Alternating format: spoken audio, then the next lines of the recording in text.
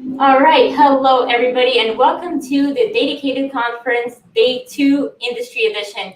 Really excited to have you back here today. Yesterday we covered off on a couple of industries. We had financial services, healthcare, and energy, and today we're going to talk about retail, sports, and food and beverage. Really excited to have you all here today. I'm going to go ahead and uh, provide the thanks as usual, because without our speakers, we literally would have no show to go off here. So huge thank you to all of our speakers who have taken the time to put together their presentations and share their knowledge with us today. Big thank you to all of our sponsors. We've got TIBCO, Sisense, Single Store, Rapid Miner, Pyramid Analytics, ARIA NLG, and Panoply. Thank you so much for your support. I'd also love to thank our community and media partners, the AI Journal, Business Science, the Revit Show, DATAcated Academy, Data Science Infinity, PACT, Lights on Data, and Fourth Brain. So this time around, we've actually are doing something different. We've got 6 DATAcated volunteers who are hopping onto each of these sessions, and they're actually providing some summaries, blog posts that are going to go into this one major blog post that for those who don't enjoy watching videos or listening to podcasts, this will be just another way for you to consume the information that we've got today. Lastly, I'd love to remind you that if you have not actually signed up for the conference and are just hopping in live across one of the social media platforms, I highly encourage you to go to datacated.com/conference or just click on the conference button and sign up. This will ensure that you get the blog post summaries, the virtual goodies, as well as the recordings from the sessions. All right, we are going to go ahead and kick things off with our very first speaker. We're kicking things off for retail here with the one and only Tom Davenport. Such an honor to have him with us here today. He is the President's Distinguished Professor of Information Technology and Management at Babson College. He's a visiting professor at Oxford University's Said School of Business, a fellow of the MIT Initiative on the Digital Economy, and senior advisor to Deloitte's Analytics and AI practice. His most recent book is The AI Advantage from MIT Press, and he's written 20 books and over 300 articles for Harvard Business Review, MIT Sloan Management Review, and many other publications. He has been named one of the world's top 25 consultants by Consulting Magazine, one of the 100 most influential people in IT by Ziff Davis Magazine, and one of the world's top 50 business school professors by Fortune Magazine. Amazing. Tom Davenport, I'm going to go ahead and bring you up on our virtual stage here. Welcome to the DATAcated Conference. Thanks, Kate. Happy to be here. Absolutely. Really an honor to have you here today. I'm looking in at the comments. Everyone's ready to get this started. Randy Bean is here, the one and only Tom Davenport. Yes, awesome. I'm gonna hop off the stage here for you, Tom, and I'm gonna let you take it away for 10 minutes. Okay. Can you see my screen? Yep, I've shared your screen. It's up there. Okay. So when Kate asked me to talk about retail for a little while, I thought, well, I could do a kind of a bland overview of everything that's happening, or I could jump into a specific sort of use case. And I thought the latter might be a little bit more fun for my 15 minutes of DATAcated fame. So this is based on some work that I did a few years ago on next best offers, or sometimes people call it next best actions. And while it's oriented to retail, it could actually be used in a wide variety of other industries. I know I've done some work with Morgan Stanley, which has a next best action system for investing ideas in their wealth management business. So it has a pretty broad range of applications. I just thought it might be useful because it, in a way, illustrates how much data and how complex it can be to create one of these applications if they're going to work very well. So next best offers are targeted offers, or as I said, actions for customers based on what they bought in the past, other attributes that you know about them. And then good offers are also based on the purchasing context and knowing the attributes of the products or services that you're making the offer of.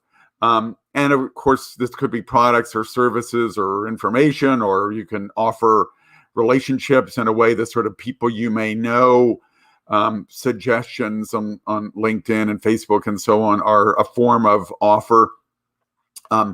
They can be delivered over multiple alternative channels, and there are some retailers, not very many, I think Nordstrom was the most prominent one, who believed in delivering offers over through a human salesperson.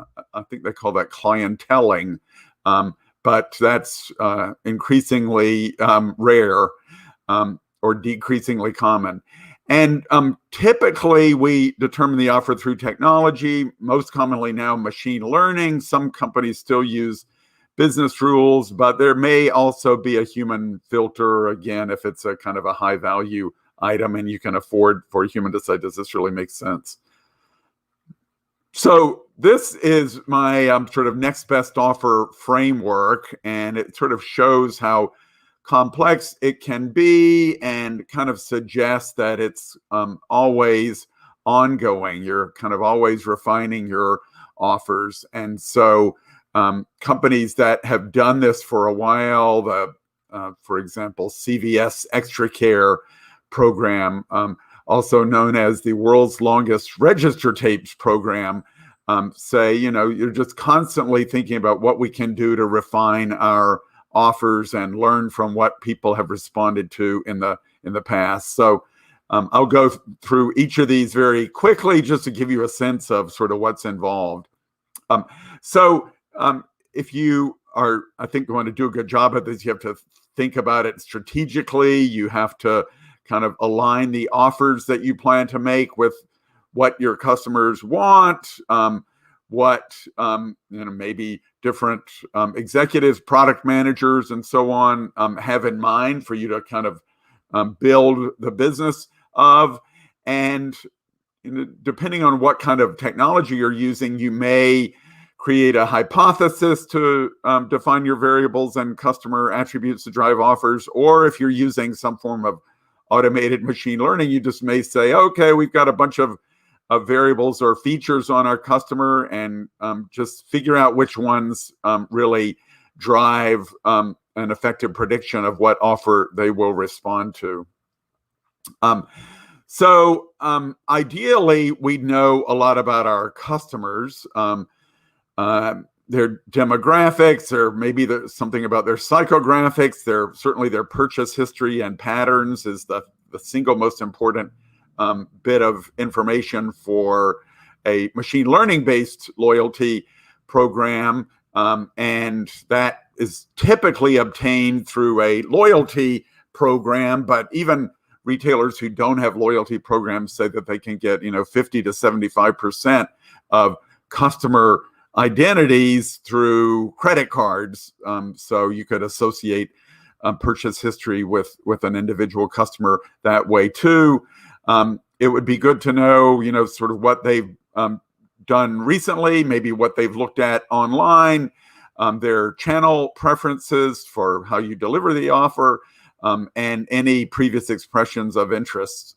So you can sort of see just from customer data alone that this can get fairly extensive and complex.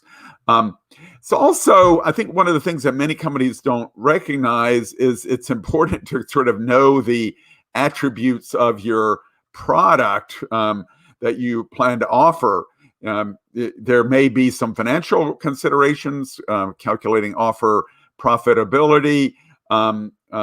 Maybe you want to collaborate with some other providers. There have been a number of banks that did offers, and what are you going to do? What are you going to offer as a bank? As slightly reduced interest level on a mortgage or something like that. So they typically do deals on other programs. Bank of America deals was an example of that. Company Cardlytics specialized in offering you restaurant discounts and services and product discounts. Then the attributes of each offer and the products associated with it are quite critical, particularly if you're not using machine learning, where you can sort of look through a lot of different features and find out what might drive a purchase. But Zappos, for example, is quite good at offers, and they concluded that in order to do it well, they had to classify the attributes of their products to say, okay, if you bought, I don't know, polka dot shoes in the past, maybe you buy polka dot shoes in the future if we get a new pair of polka dot shoes. And so in order to make that work, we have to classify our products as to whether they are polka dot or not. And, maybe now you could do that with deep learning, but at the time they were using, I think 2 different departments did product attribute classification. It's not widely known, but particularly in clothing, manufacturers don't really give you much in the way of product attributes. You might get a color, but that's typically about it.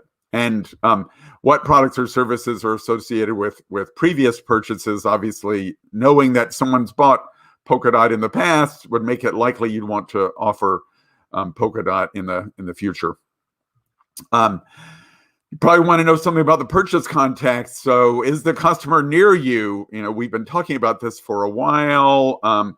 You can do it if you have an app and the customer gives you permission and they happen to have their smartphone with them.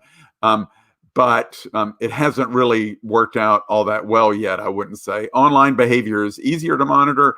Social network behavior, you can start to monitor. This is, I think, a version of collaborative filtering. If your friends are buying something, you're likely to buy it too. Then comes, I guess, what we call the core of the next best offer process if we're analytically oriented, which I suspect most of you are. And that might be a machine learning model to predict offer response. It could be rule-based. Some of the early offers were done with rules, but obviously kind of rules run out of steam after about 100 different rules. It could be, if a customer has expressed a pattern preference like polka dot, send them a polka dot offer. That's a very simple kind of rule that you could offer. But I think machine learning is both more precise if you have the data to train the models, and more likely to be able to consider a variety of features or variables. Once you have that model, you've got to typically integrate it with some transactional system, a CRM system or an e-commerce system, something that is actually going to, maybe a marketing automation system that's going to make the offer. And you have to time and sequence offers when the customers can respond and would want it. So I remember once talking about this to Bank of America, and they said we were trying next best offers of mortgage propositions, and they put them on the little slips that you get if you ask for your balance to be printed out in an ATM machine. And they said, they thought what a brilliant idea this was. And then they found out that it extended the wait time, if there was a line, by 30 seconds or so while people read this offer, and they didn't tend to respond very much either. No. So there's, I think, a very important feedback and adaptation process as well. Obviously, machine learning models don't last forever, and so you have to monitor them for drift. Now, of course, you can do a lot of that with ML ops programs if you are so equipped. And I think, if you're going to place a lot of reliance on machine learning models in your business and their kind of key assets, then I think ML ops makes a lot of sense as a way to maintain the value of those assets. You design new offers if necessary based on the customer response. Obviously, new products and services keep coming up in organizations that you may want to offer. You want to basically treat each offer as a test, or at least as some sort of learning opportunity. And you may, the rules of thumb, even of offers, may evolve over time. Talking to CVS about their extra care offers, they had originally believed that people would respond to cross-category offers. If you bought toothpaste, then you might be interested in mouthwash. But it turned out that people generally only responded to offers of the same things that they'd already bought. So they changed that general strategy or rule of thumb to emphasize that more. So those are basically my slides. I just wanted to give you a little nugget of something that can be done with analytics and now AI. Maybe you'll find it sobering that there are that many steps, but like anything with data and analytics, if you want to get a lot of value, you have to give it a lot of thought, commit to it over time, and constantly basically revise whatever you're doing as the world changes. So with that, I will stop. I don't know, Kate, I think I have 2 minutes, maybe, if anybody has any questions or comments. Absolutely, Tom. And yes, we have many, many questions and comments. We'll take at least one or two, given the time, right? But thank you so much for the presentation. Really insightful. I'm glad that you actually chose a specific topic in retail versus, like you mentioned, trying to cover the whole thing in 10 minutes. And I think we really got some really good insights here. We'll take a question here from Gordon, and he's asking, what was the most surprising, not intuitive, next best action that you discovered or witnessed? Well, I would say the most interesting thing in talking a lot with Morgan Stanley over the years about their next best actions for investing offers, I always thought that the most important aspect of it was the actual, the quality of the recommendation, that the client would think, oh, this is something that I really ought to do. And, it's based on machine learning, so it must be a very intelligent offer. But according to Jeff McMillan, who's the head of analytics for the wealth management business, it's really more the kind of client engagement that the process creates, that, your advisor is looking out for you and that they're paying attention to the markets on your behalf. And, they can send out these offers with about 45 seconds of work. It used to take several hours to figure out an investment idea for a client. So it makes the client feel like the financial advisor is much more engaged. And apparently that's what really drives business for Morgan Stanley. Oh, interesting. Thank you for sharing that. We'll take one more question here. We've got one from William, and he's asking, does the feedback loop being created by suggesting products hinder future ability to see new patterns?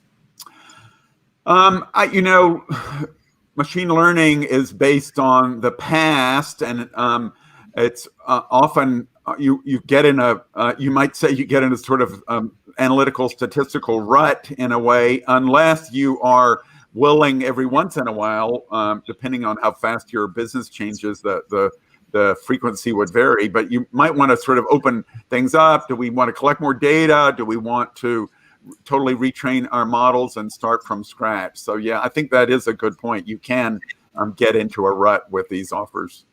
Yeah, absolutely. Well, Tom, it sounds like that is all the time that we have today, but I really, really appreciate you taking the time. Really great presentation. You have a lot of comments and questions still sort of flowing in here that if you had the time at some point, if you wanted to jump in on LinkedIn and answer some of those via messages, please feel free to do so. And I especially appreciate you taking the time because it is your wife's birthday today. So happy birthday to your wife. Enjoy the day. Thank you again for doing this. Okay. See you later. Awesome. Bye. All right. We're going to go ahead and keep this party moving. I still can't believe we had Tom Davenport speaking up on this DATAcated stage. I'm going to go ahead and introduce our very next speakers. We actually have two speakers that are going to do a chat together. I think this went really well yesterday, so I'm really looking forward to this. We're going to talk to Jan Steenkamp, who's the Senior Department Manager of Business Intelligence Projects at TFG. And let me tell you a little bit about Jan. He's currently managing the Business Intelligence Projects team and has responsibility for the development of the entire enterprise data warehouse and the BI platform. He has over 20 years of experience in retail and consumer goods reporting and analytics.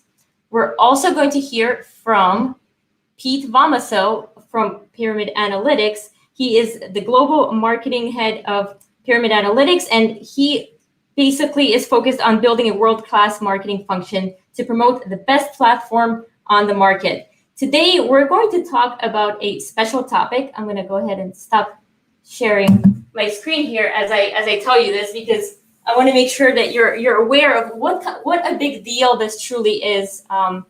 Let's see. There we go. All right. So we are going to talk about 2,300 plus outlets, 30 plus brands, and over 20 data sources coming together on one analytics platform. So I want everybody to understand kind of the complexity of all that's involved as I bring up our speakers up on stage.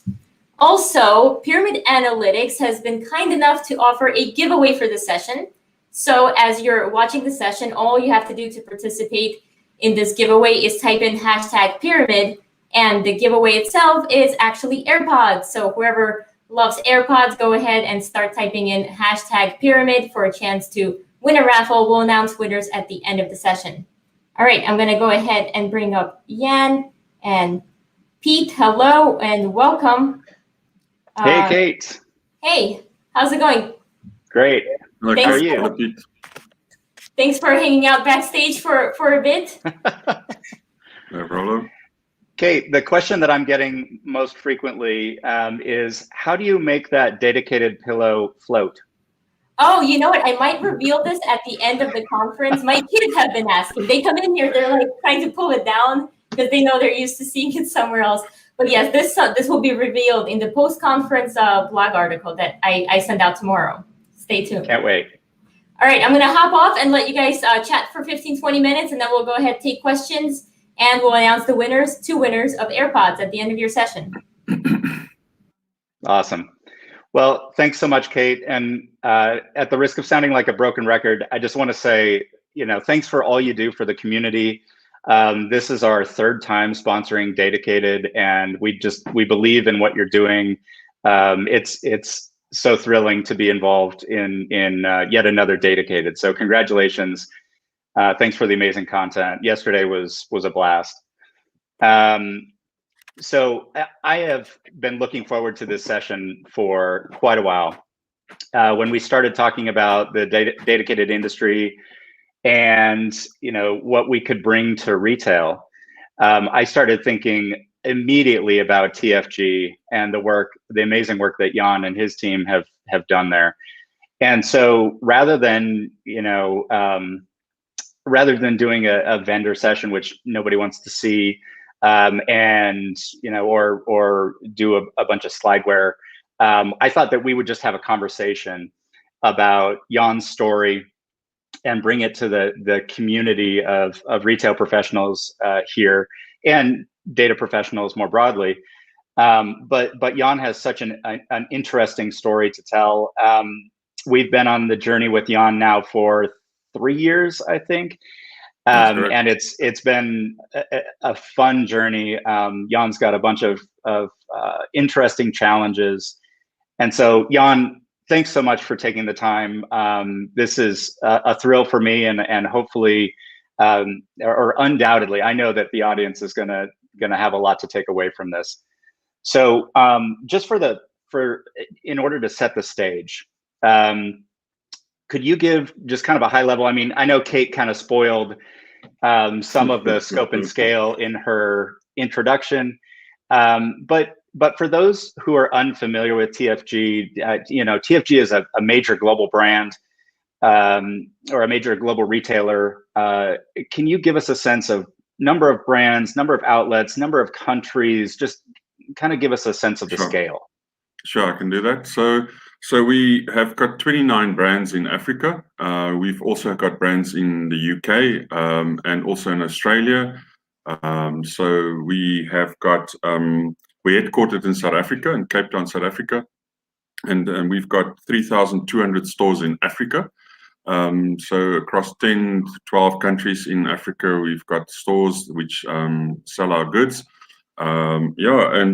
We've got 4 distribution centers in South Africa as well. We've also got, we've had, until recently, we've had 2 manufacturing plants. We've just opened and acquired some more. So we've got now 4 manufacturing plants. So we do a lot of our apparel we do in South Africa. We actually manufacture in South Africa, and we do a lot of quick response.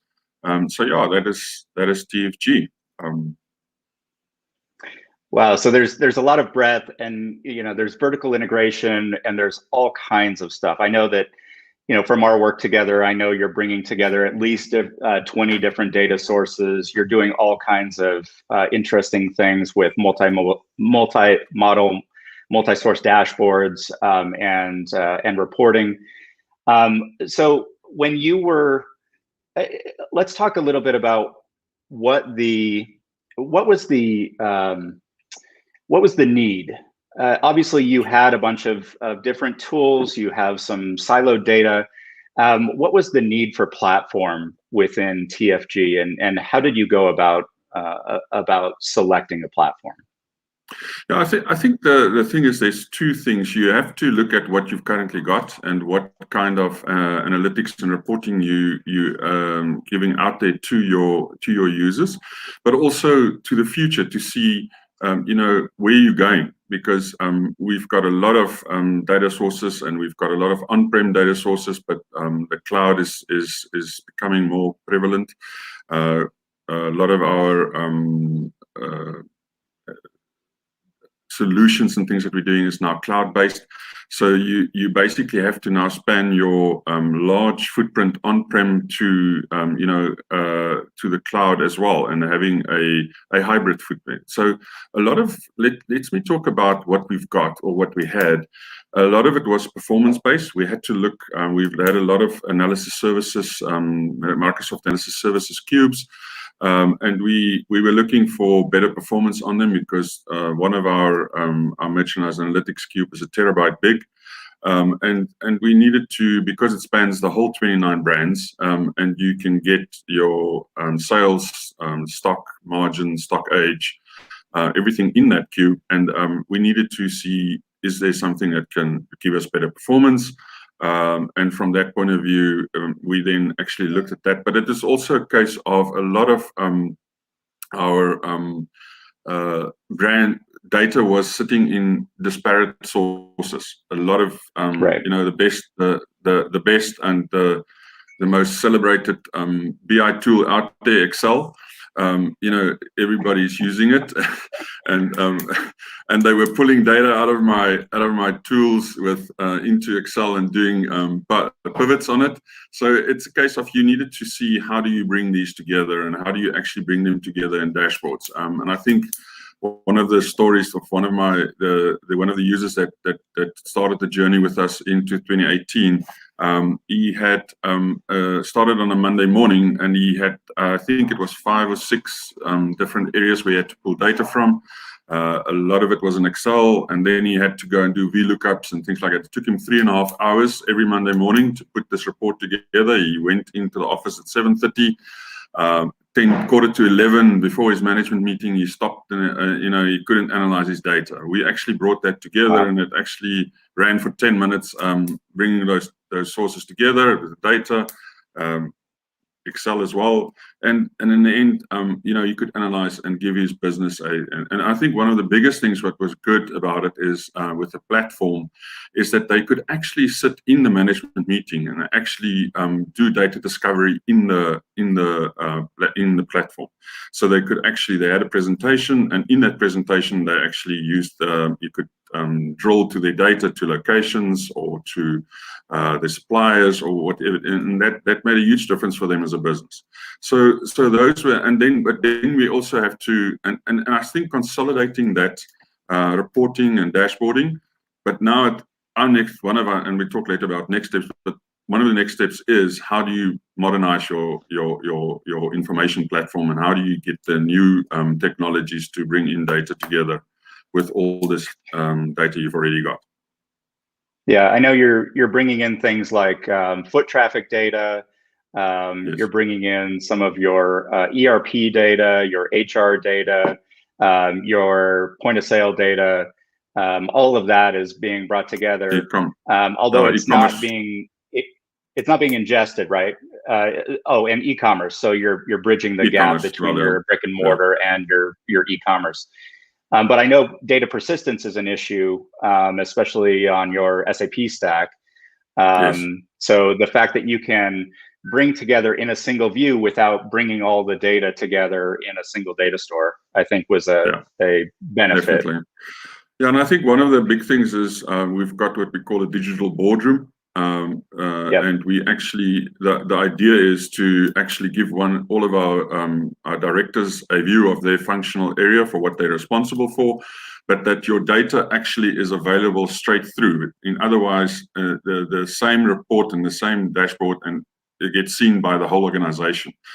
So it's not a case of that you put something together for the board in a pack or something because you've had to pull it together in Excel. You can drill, and they see the high level dashboards, but the planners and buyers, for example, will see the same data for their department or commodity or whatever it is. And I think the huge thing for us was bringing together our financial and our other data, like bringing together financial, merchandise, logistics, manufacturing, bringing that together in one platform and actually being able to do this digital boardroom is really a huge plus for us, and that's one of the reasons why we're also doing this.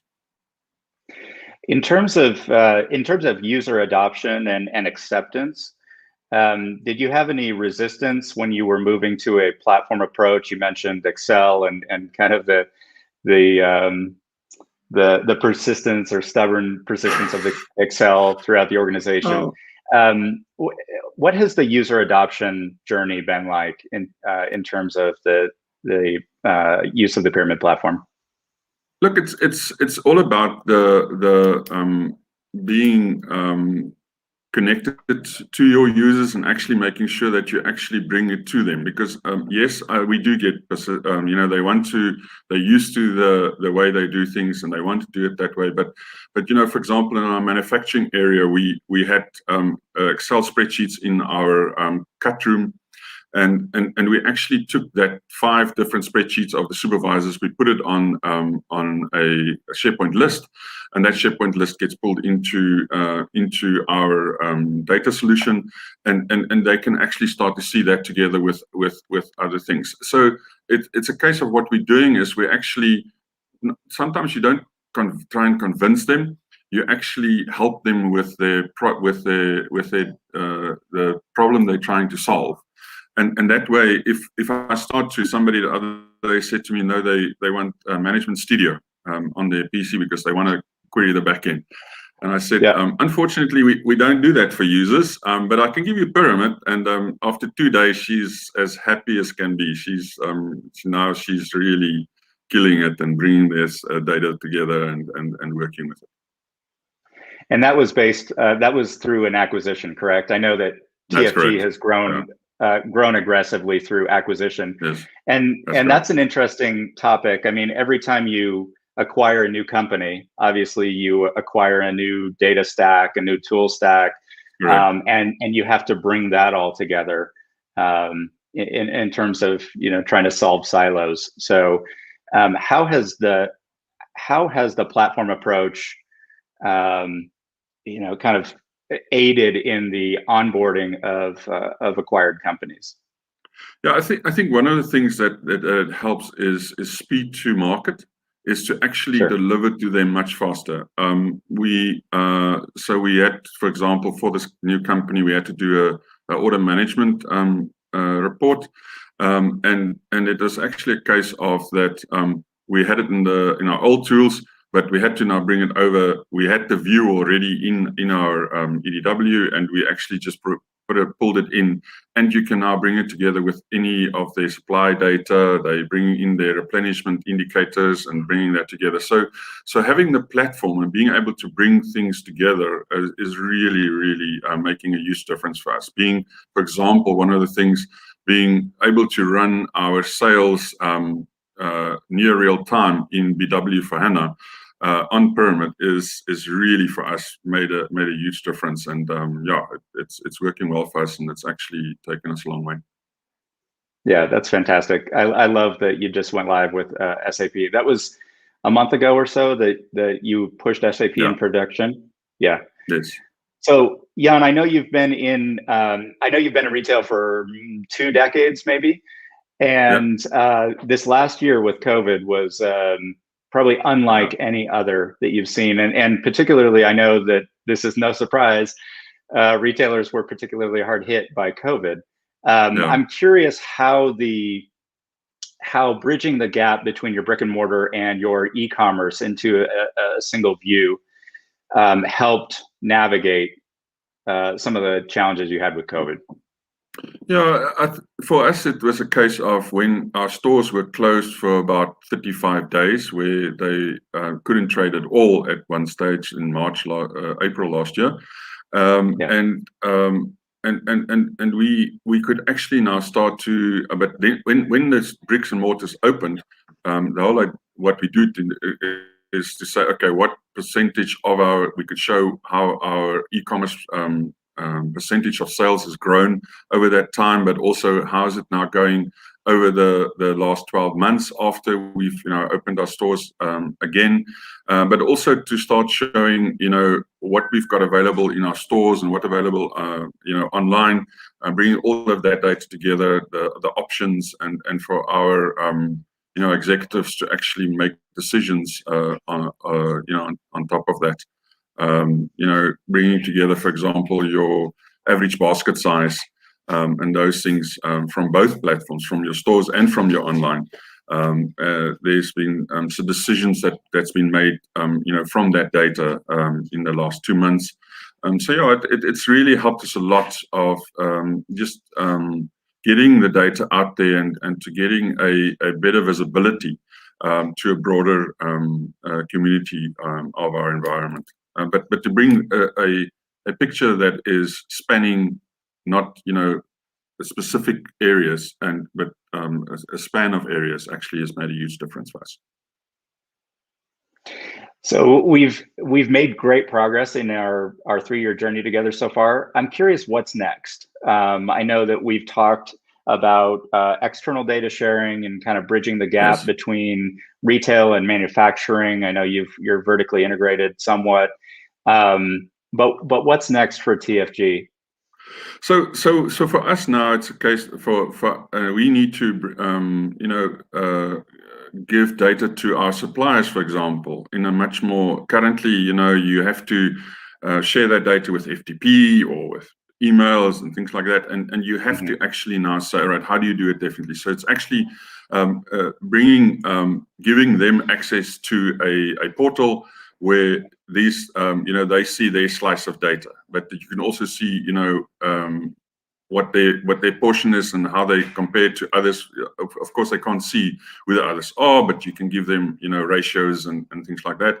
But also for us is to our manufacturing arm has got about 30 CMTs, and to start to bring those data in as well, and actually start to expose data to them as well, and to help that community of our manufacturing arm to also manage their data and the business much better. And that's all things that you can accomplish with the Pyramid platform? Yes, we are doing that already. We have actually done that, and the next step is now to actually just start to bring in or create the portal is not is our next step, but we are already able, because with Pyramid, you can actually, your governance from a security point of view, you can use either your security settings that you've got in your source system, but Pyramid has got a very good security layer that you can actually say, all right, these are the suppliers, these are the users that can see them, and then they will only see their data, and that's what we're going to actually utilize to actually do that. So, but for me, the good thing about it is that, that consistency of that security platform that we can do across our data sources that we're bringing in now is one of the things that actually is important for us. Also, to start to bring in consistency on the views or the tools that people use, not using different things. People are very used to, or some people are extremely good with the calculations in Excel, and you can use those same calculations that you can do in Excel. You can do in Pyramid as well in the modeling tool. So yeah, that for us is helping us a lot. Hello, oh, Kate's back. It must mean we're out of time. Yeah, no. No, we're not out of time, but I wanted to make sure that we have some time to address questions, do the giveaway, and I have a few announcements. So I did really enjoying the session, Jan and Pete. Thank you so much for sharing that story. I think it's so powerful. And the audience is really, the questions and comments are blowing up. And first thing I'm going to do is I'm going to share my screen so people can, so they can see the giveaway, right? So we can do that. Oh, okay. And while I do that, let's take a question here from Scott. I'll read out the question. Jan, this one's for you. What type of data standardization approach did you use to bring all your disparate data together? Not the actual platform, but the data structure itself, to integrate at brand, product, banner, supplier, etc. dimensions. So currently we do that in our EDW with our dimensions and things, but it's a very good question in the sense that we do have our challenges with it, because your data governance and making sure that the one area, what they call turnover, and the other one called sales, is actually the same in the same definition. So we are we are using some data lineage tools to actually start to see that as well. But we have kicked off a program now to actually, and our finance guys is driving a lot of that, to say, all right, this is the definition of turnover, this is the definition of whatever. We've had that, but having 8 trading divisions, and 28 brands, people have their own ideas, and they sometimes bring them to forth.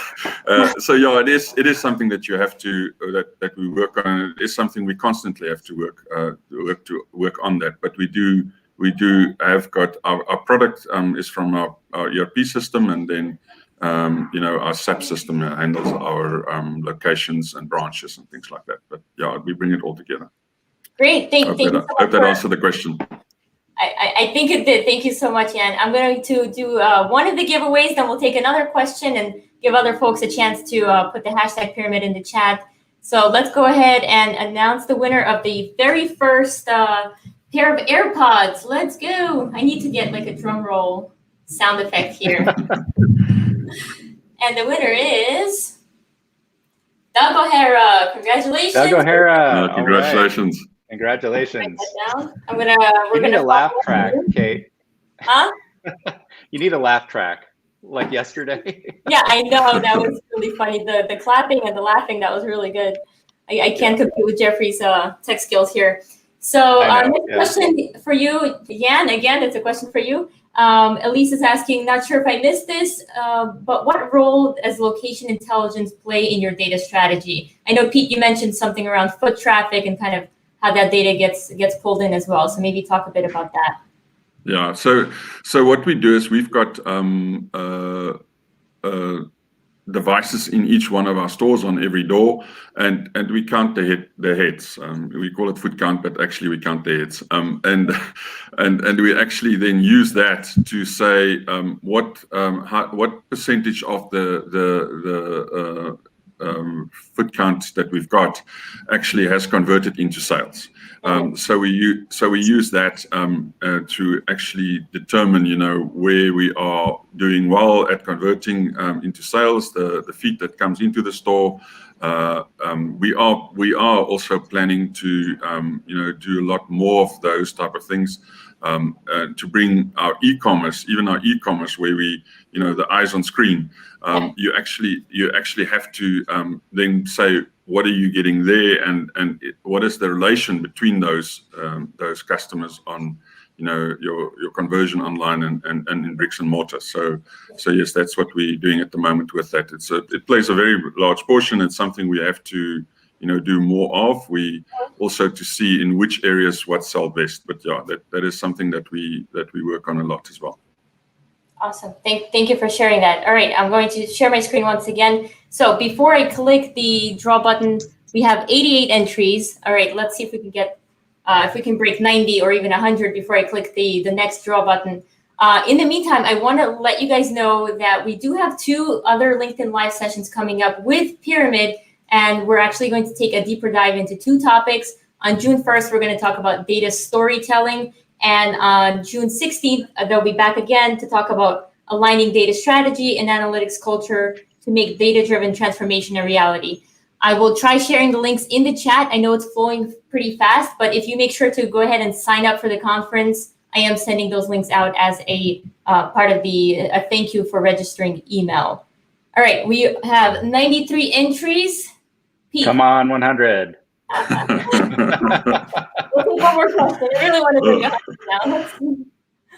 Oh, so it's hard to find a question since everyone's typing in #pyramid. He did have a question. I probably won't find the actual one, but it was around the digital infrastructure in South Africa. So, Jan, if you want to talk about that while we, for a minute. Yeah, it has improved a lot over the last 10 years, I would say, but in the last 2 years, it's accelerated a lot with the rollout of fiber, and we starting to roll out 5G at the moment. But there's a lot more to come on it, but it has it is pretty well or pretty good. But cell phones is or mobiles is something which most of people in South Africa has got. So that is having digital infrastructure good. It's pretty good in South Africa at the moment. It's growing. Okay, great. Thank you for that. All right, we are at 117. I'm going to go ahead and yes, we broke it. 119 actually. It just went up as I clicked off. All right, 141. Lucky winner number 2 is. We also need that music. All right, Hank Murray. Congratulations. All right, Hank. Oh, well done. I love that I don't have to select winners, and it's like so much more fair this way, right? So awesome. Love it. All right. Well, gentlemen, I think this brings us to the end of the presentation. Thank you very much. Thank you both so much for the session, and thank you for taking questions. And Pyramid, thank you for the fun giveaway. I think the audience always loves to get free stuff. And I know at the live events in the next few weeks, we might have some fun swags and giveaways as well. There may be some fun things coming up at the live event. So we would love to see you on the 1st and the 16th. Please do register. Please do come. Great topics. So we'd love to see you there. And Jan, thank you so much for your time. Thank you so much for sharing your story. Super interesting. And I know that the audience found it interesting as well. So thanks again for your time. Thank you very much. Thanks, Kate. Thank you very much. Awesome. Thank you, Kate. You guys online. Bye. Okay, we're going to keep this data party moving. We do have one more talk in retail, and we're going to hear from Katie Herman. She is the Senior Director of Advanced Analytics at the Master Lock Company, and she's going to talk to us today about moving from supplier to partner in analyzing retail sales data. So she works in Milwaukee and has worked for other great Midwest household brands, Harley-Davidson, Redbox, and Kohler. In her current role, Katie leads teams working to implement data-driven win-win recommendations across their North American retail and commercial customer base. Katie holds an MBA from University of Chicago Booth School of Business and a BA from Illinois Wesleyan University.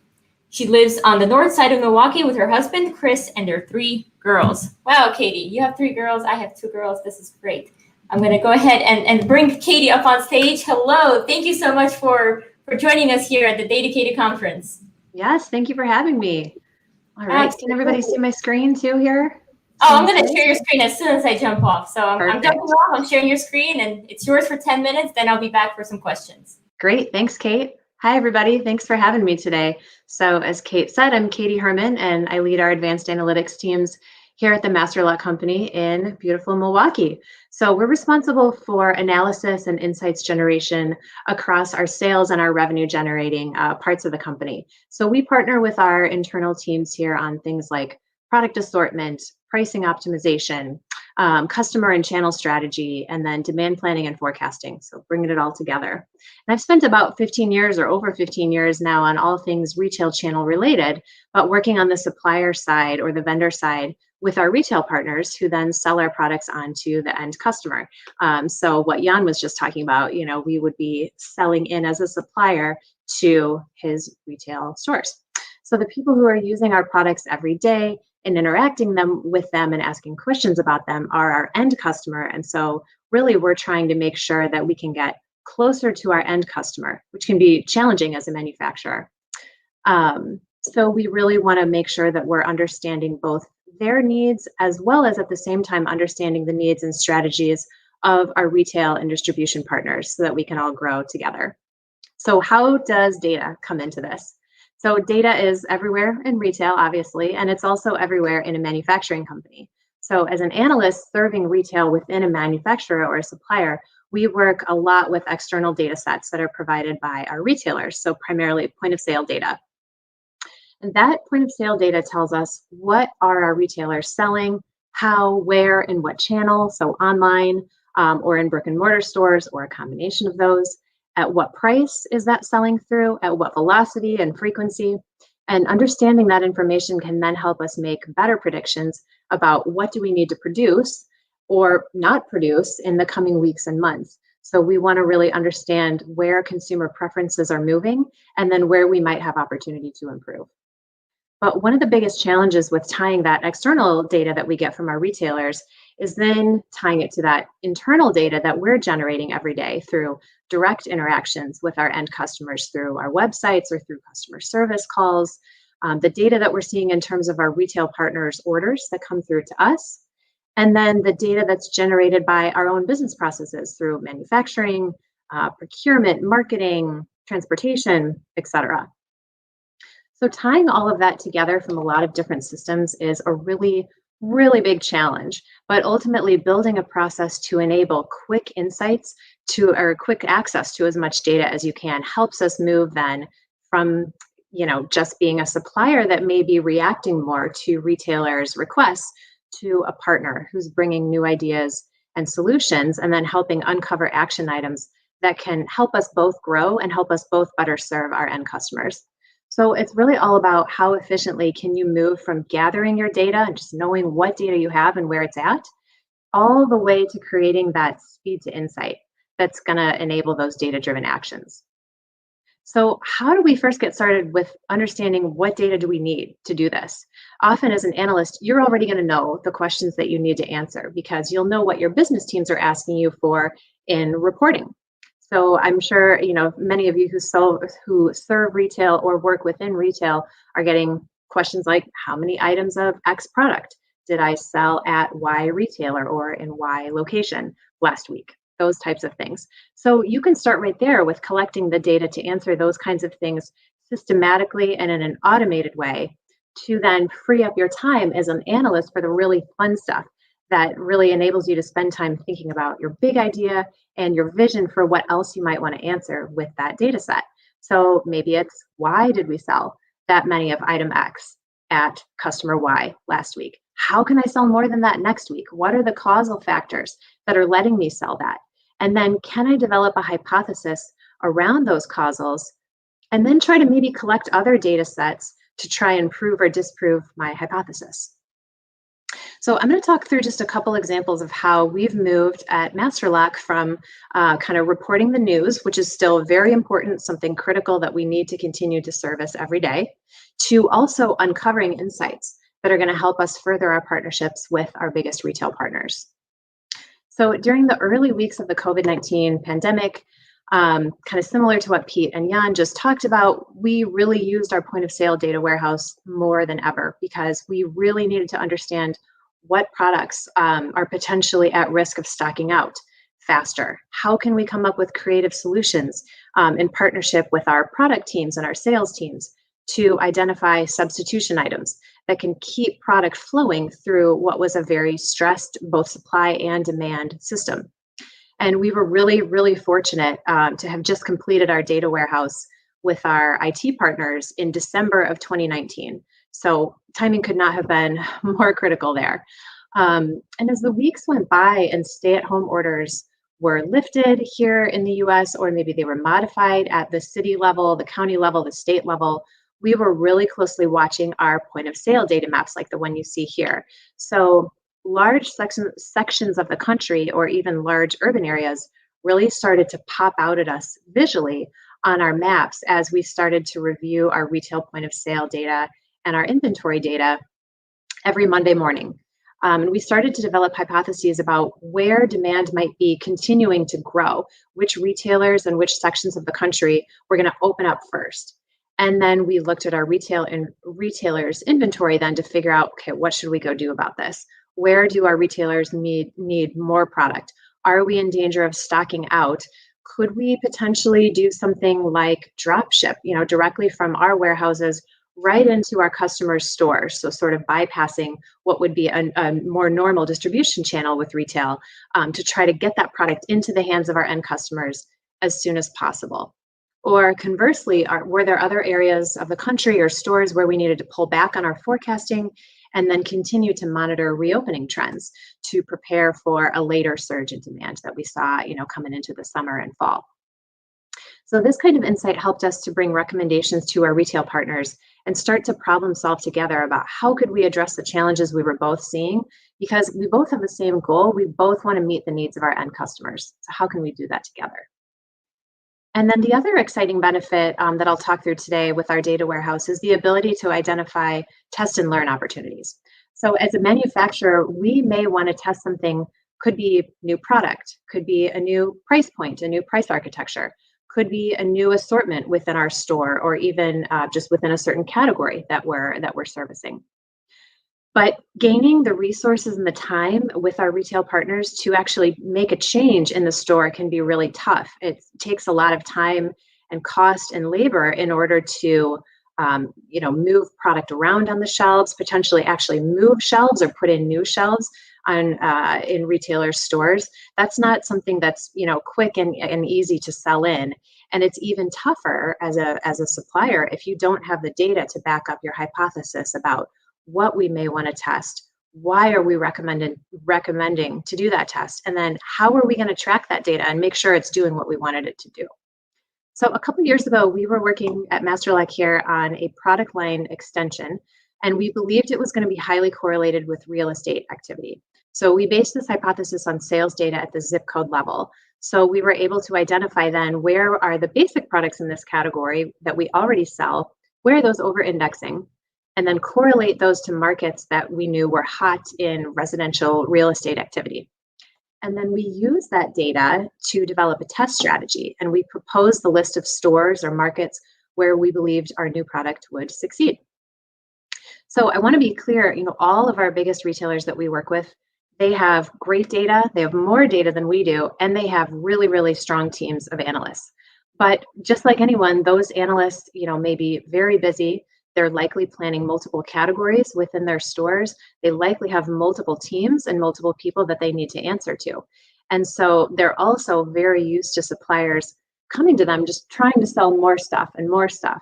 So if a supplier partner who they trust and have a relationship with is willing to dig in and talk about the pros and cons of a test strategy, and then bring real data that shows why we have that hypothesis, it can set us up for success, not only in learning what we want to learn from that test, but also in deepening our relationship with the customer.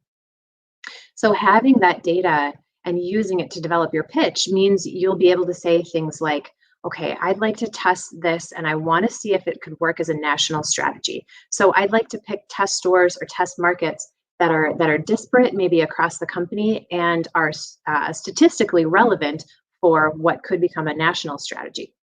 Or maybe you're saying, hey, I'd like to test a hypothesis around a target consumer for this particular product. So I'd like to pick test stores that are both over-indexed and under-indexed in this particular consumer grouping, because I want to assess whether there is truly a difference there and then what might be driving that.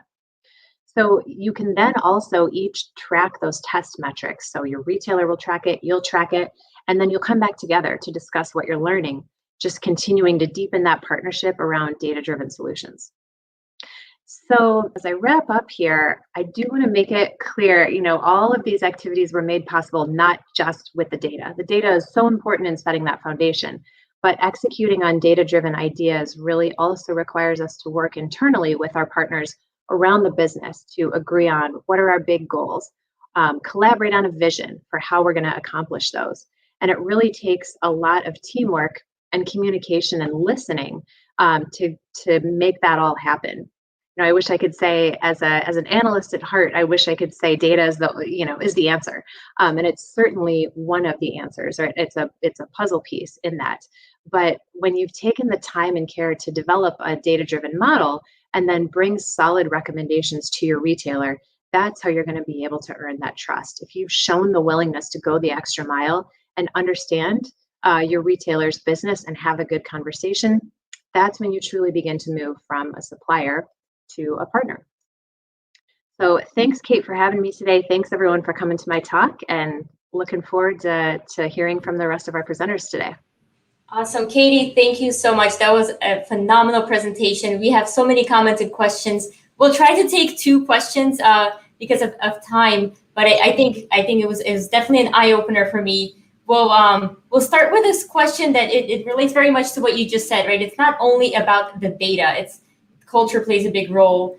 So a question here is, how did you nurture this culture and data sharing across your retail partners? Did you have prior use cases that accelerated buy-in from your retail partners? Yeah, great question.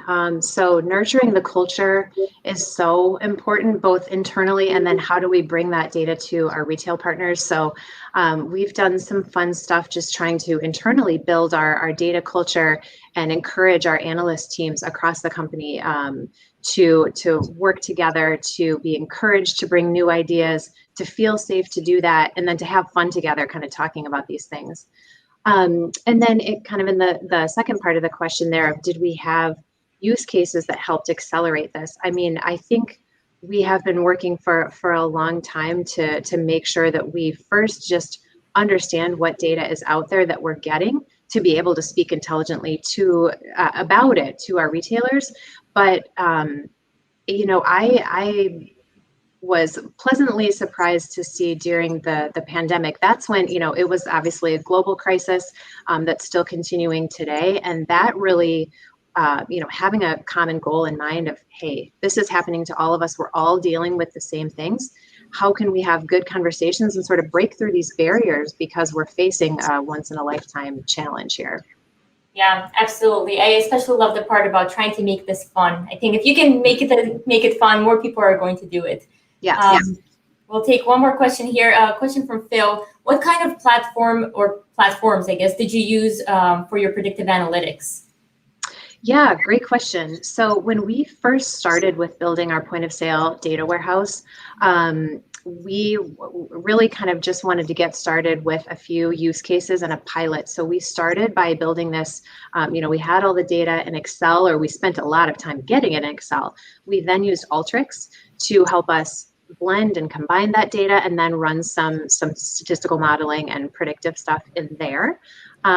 We then, once we had developed some of these use cases and were able to talk with our executive team, we then partnered with our IT team to develop more of a kind of on-prem solution, still use Alteryx for other use cases today, but we brought everything into our on-prem data warehouse, and now we're pushing into Tableau.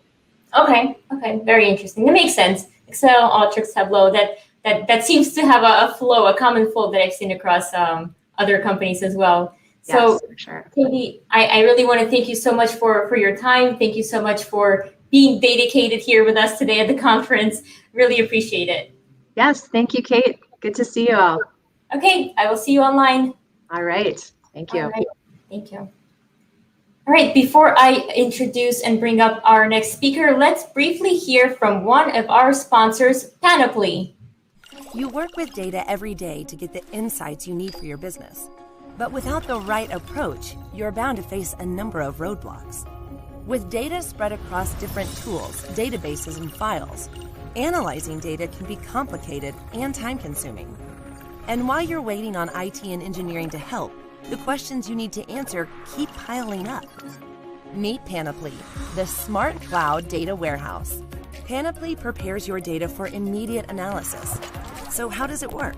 By automatically adding data from any tool, app, database, or file, Panoply instantly sorts and models data for immediate querying and connects to any BI tool. And as you query data, Panoply uses intelligent machine learning to improve query performance. Now you have quick access to all your data in a simple and reliable way. And as your business grows, Panoply scales along with you, supporting virtually any amount of data, users, and queries. What took weeks now takes minutes. What took multiple processes and manual tasks is now fully automated. And what took entire teams now takes Panoply, the smart data warehouse. All right, thank you so much, Panoply, for being a sponsor. We're going to keep this data party moving, and guess what? We are now in the sports section of the talks. I'm going to go ahead and introduce our first speaker in the sports section. His name is Hyun Park, and he is the CEO and Chief Analyst at Amalgam Insights. He's going to talk to us today about 5 quick sports analytics lessons to bring to work. So, Amalgam Insights, it's a research firm focused on helping companies cut IT costs and to transition from BI to AI. Through his career, Hyun has focused on bridging practical gaps in mobility, data analytics, machine learning, and finance in venture capital-backed startups, enterprise IT departments, and as an independent analyst and consultant. All right, I'm going to go ahead and bring up Hyun up here on our stage. Hello, welcome to the DATAcated Conference. Thanks for hanging out backstage there. Sure. Hi, Kate. Pleasure to be here. Absolutely. Pleasure to have you here. I'm going to give you the stage, and I'll share your screen whenever you need me to. Terrific. So welcome, everybody. It's great to speak with you and great to talk to you about sports analytics today. And going back to the last presentation, I got excited about that because once upon a time, I worked at Bose, where we had both retail and manufacturing challenges as well. But today I'm here to talk to you about the sports side.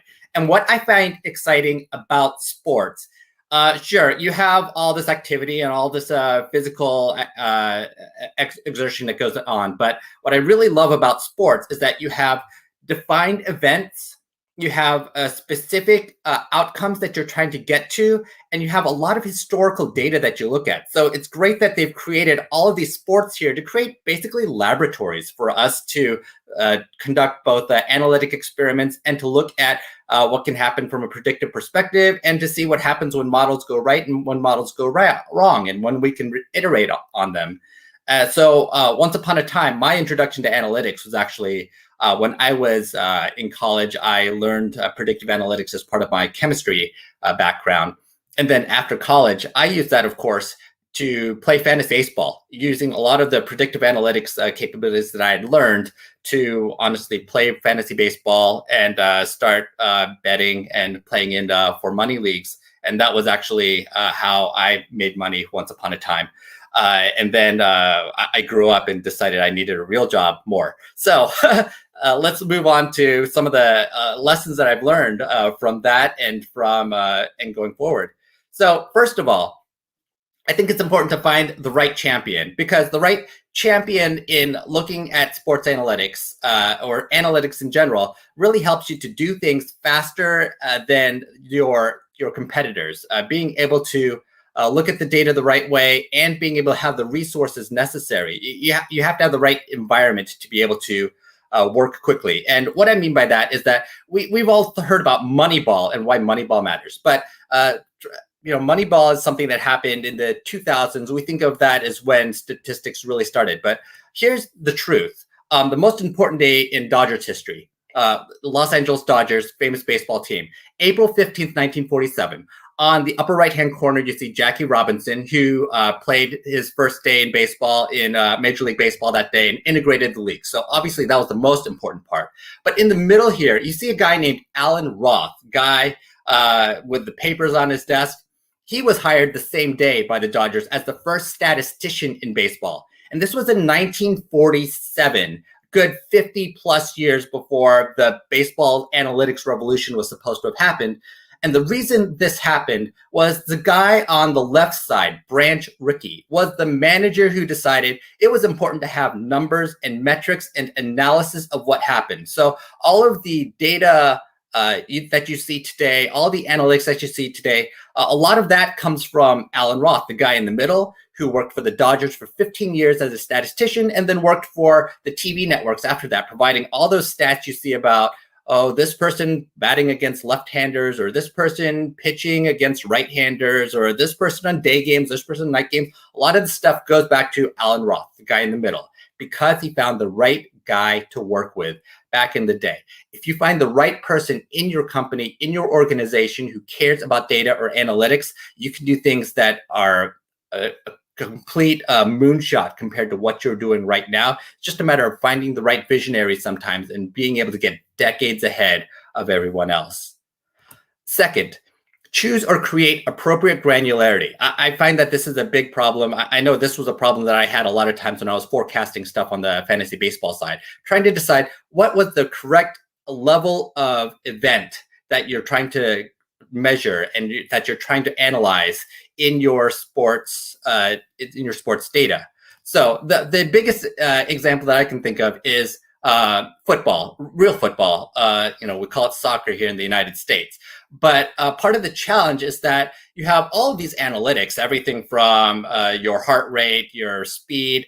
But what really happens at the end of the day in a football match? You have goals, and often you can have null ties, or you can have 1-0 games. So it can be a real challenge to figure out which metrics are right to go with which outcomes. And I think part of the challenge with football here is that really your opportunities change on a step-by-step or second-by-second basis. And the analytics, frankly, aren't quite there yet to figure out exactly what the opportunities are, especially when you are playing team against team. And this has been a real challenge in this area, whereas with basketball, baseball, American football, we have a lot better idea of how to use the metrics to align to outcomes. So in football, what you really have to do is track that process and figure out when a player is in the right situation, or trying to figure out how quickly they're moving, how they are trying to get to the outcome, and then make those observations quickly and track that process, because often that process and figuring out the potential from each situation is more important than just measuring what leads to a goal at the end of the day, because the opportunity for a goal can be so sparse within the game process. Next of all, removing extraneous details. One of the things that we see in basketball is, if you look at the top, obviously basketball is a very fast-moving game, 5-on-5, positions always changing.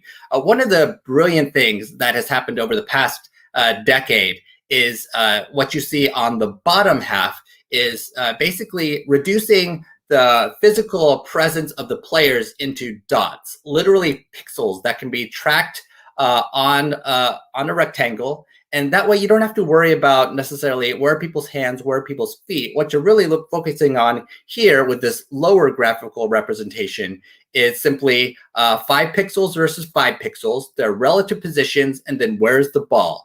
And this doesn't give you a perfect understanding of what is happening from an analytic perspective, but what you can see is ball movement, as well as defensive and offensive positioning. And this really allows you to see how players react to each other and what the actual outcomes are based on these team versus team positions. And I find this really interesting because you start seeing shapes that occur. You start being able to understand that spatial positioning much better. And you don't have to quite worry about how quickly people are moving in real time, where frankly, it can be too hard to follow for the normal human being. I know that when I'm watching a game in basketball, I definitely enjoy watching basketball, but it goes a little too quickly for me to really be able to analyze. I'm not a coach. I'm not an expert in these, but being able to track, oh, these people are 2 or 3 feet away in a more in a less graphically challenging situation, and by removing the data that matters less, I'm able to understand what's going on more easily. Okay, standing by tough decisions, even if they break the status quo. This is an important lesson that sports teaches. And for this, I'm going to go back to American football. So if you aren't familiar with American football, there are kind of 3 big decisions that I think of here. First of all, you get 4 chances to move 10 yards. And if you do that, you get more chances to be able to move the ball forward. Second, if you get the ball all the way to the end, you score what's called a touchdown. Third of all, after the touchdown, you get a chance to either score 1 point by kicking the ball or 2 points by running the ball in. So the funny thing is, in all 3 of these situations, coaches are traditionally very conservative, more conservative than the data states. And it's kind of funny because American football is seen as very macho sport. These 300-pound guys with slamming it into each other, and just all these people who are taking such incredible physical effort to go to do whatever it takes to move that ball. And then on the other hand, you have these coaches that make extremely traditional and conservative decisions. They are very reluctant to actually try to score a touchdown. They are very reluctant to actually go for trying to get another chance to keep possession. And they end up actually making decisions that are bad for their teams because they don't follow the data and they are too focused on the negatives of what happens if we fail. So often they'll be in situations where it is 60%, 70%, 80% chance of success, where they should definitely go for it, where they should go for 2 points, go for the touchdown, go for getting another chance to move the ball forward, and they just don't do it because they don't follow the data and they are too worried about failure. But analytics can often provide a data perspective that is different from the mainstream. And it's important to at least take that data into consideration. Otherwise, you get this American football situation that happens all the time, where everybody on the field is trying as hard as they can, and then some manager makes a gut decision, not a data decision, that ends up being bad for everybody as a whole. What you can do is at least provide the data that says your gut is not the right way to go. Finally, when the data gets better, change your approach. So now I'm going to come back to baseball. So baseball, we have 100 years of data. Ball can be a fastball, ball can be a curveball, ball can be a slider. There are all these different ways to actually throw the baseball. But what you can see is that, and for 100 years, that's all we really knew, that's how a pitcher threw.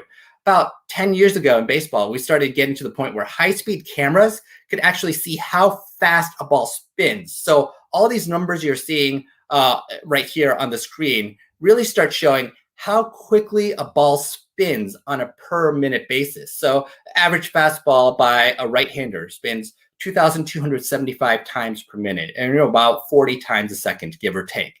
And we can tell how much spin a ball has, and often more spin will be better, less spin will be worse. It kind of goes back and forth, but we have this new data that says how good a pitch can be. And it's now we incorporate that data into understanding how a pitcher works. So it's not just about a pitcher throws this fast or a pitcher throws a fastball, but now we have this additional data that we can add to the models. Likewise, don't be afraid to add new data, and you might have to fundamentally change your analytic process as you add that new data in. These are changes that happen. That's because we have a better understanding of what is happening. It's important to keep that in mind as you are working with your data. So those are the 5 quick sports analytics lessons you can bring to your work. Find the right champion, choose appropriate granularity, remove extraneous details, stand by tough decisions, and change your approach when the data gets better. And with that, thanks for taking these quick hits. Thanks for coming to this talk. Awesome, and thank you so much, Jan. Wow, I love your passion for the field, and I feel like this is probably the first time I've understood sports, so thank you for the quick explanations for each of those. You had a lot of comments coming in about real football, so I thought that was pretty funny. We are short on time, but we do have time for one question, and we'll take one from Honor. His question is, he says, we have enormous historical data about the game statistics, but how do you model a player's personality traits or characteristics?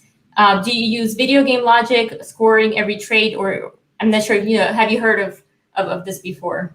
It's funny. There are teams that actually use psychological profiling when they are picking players, and they're trying to figure out how people do, especially in high stress situations, because that's what really matters for most from purely from a sports perspective. When everything is extremely stressful, how do players react? And they have metrics to measure everything from how quickly do you see something and how quickly can you react to changes, to just physiological things like your sweat, do you run faster, your adrenaline. Like they have metrics for incredible amounts of stuff. And obviously with Internet of Things, you're able to track things as well. So there's a lot going on there as well. Awesome. Thank you so much for explaining that. And Hyun, thank you again for being DATAcated with us today at the DATAcated Conference. My pleasure. All right. Thank you. Before I bring on our next speaker, we will hear from another sponsor, TIBCO. You've heard from them yesterday. They presented during the energy session, but here is a little bit more about TIBCO.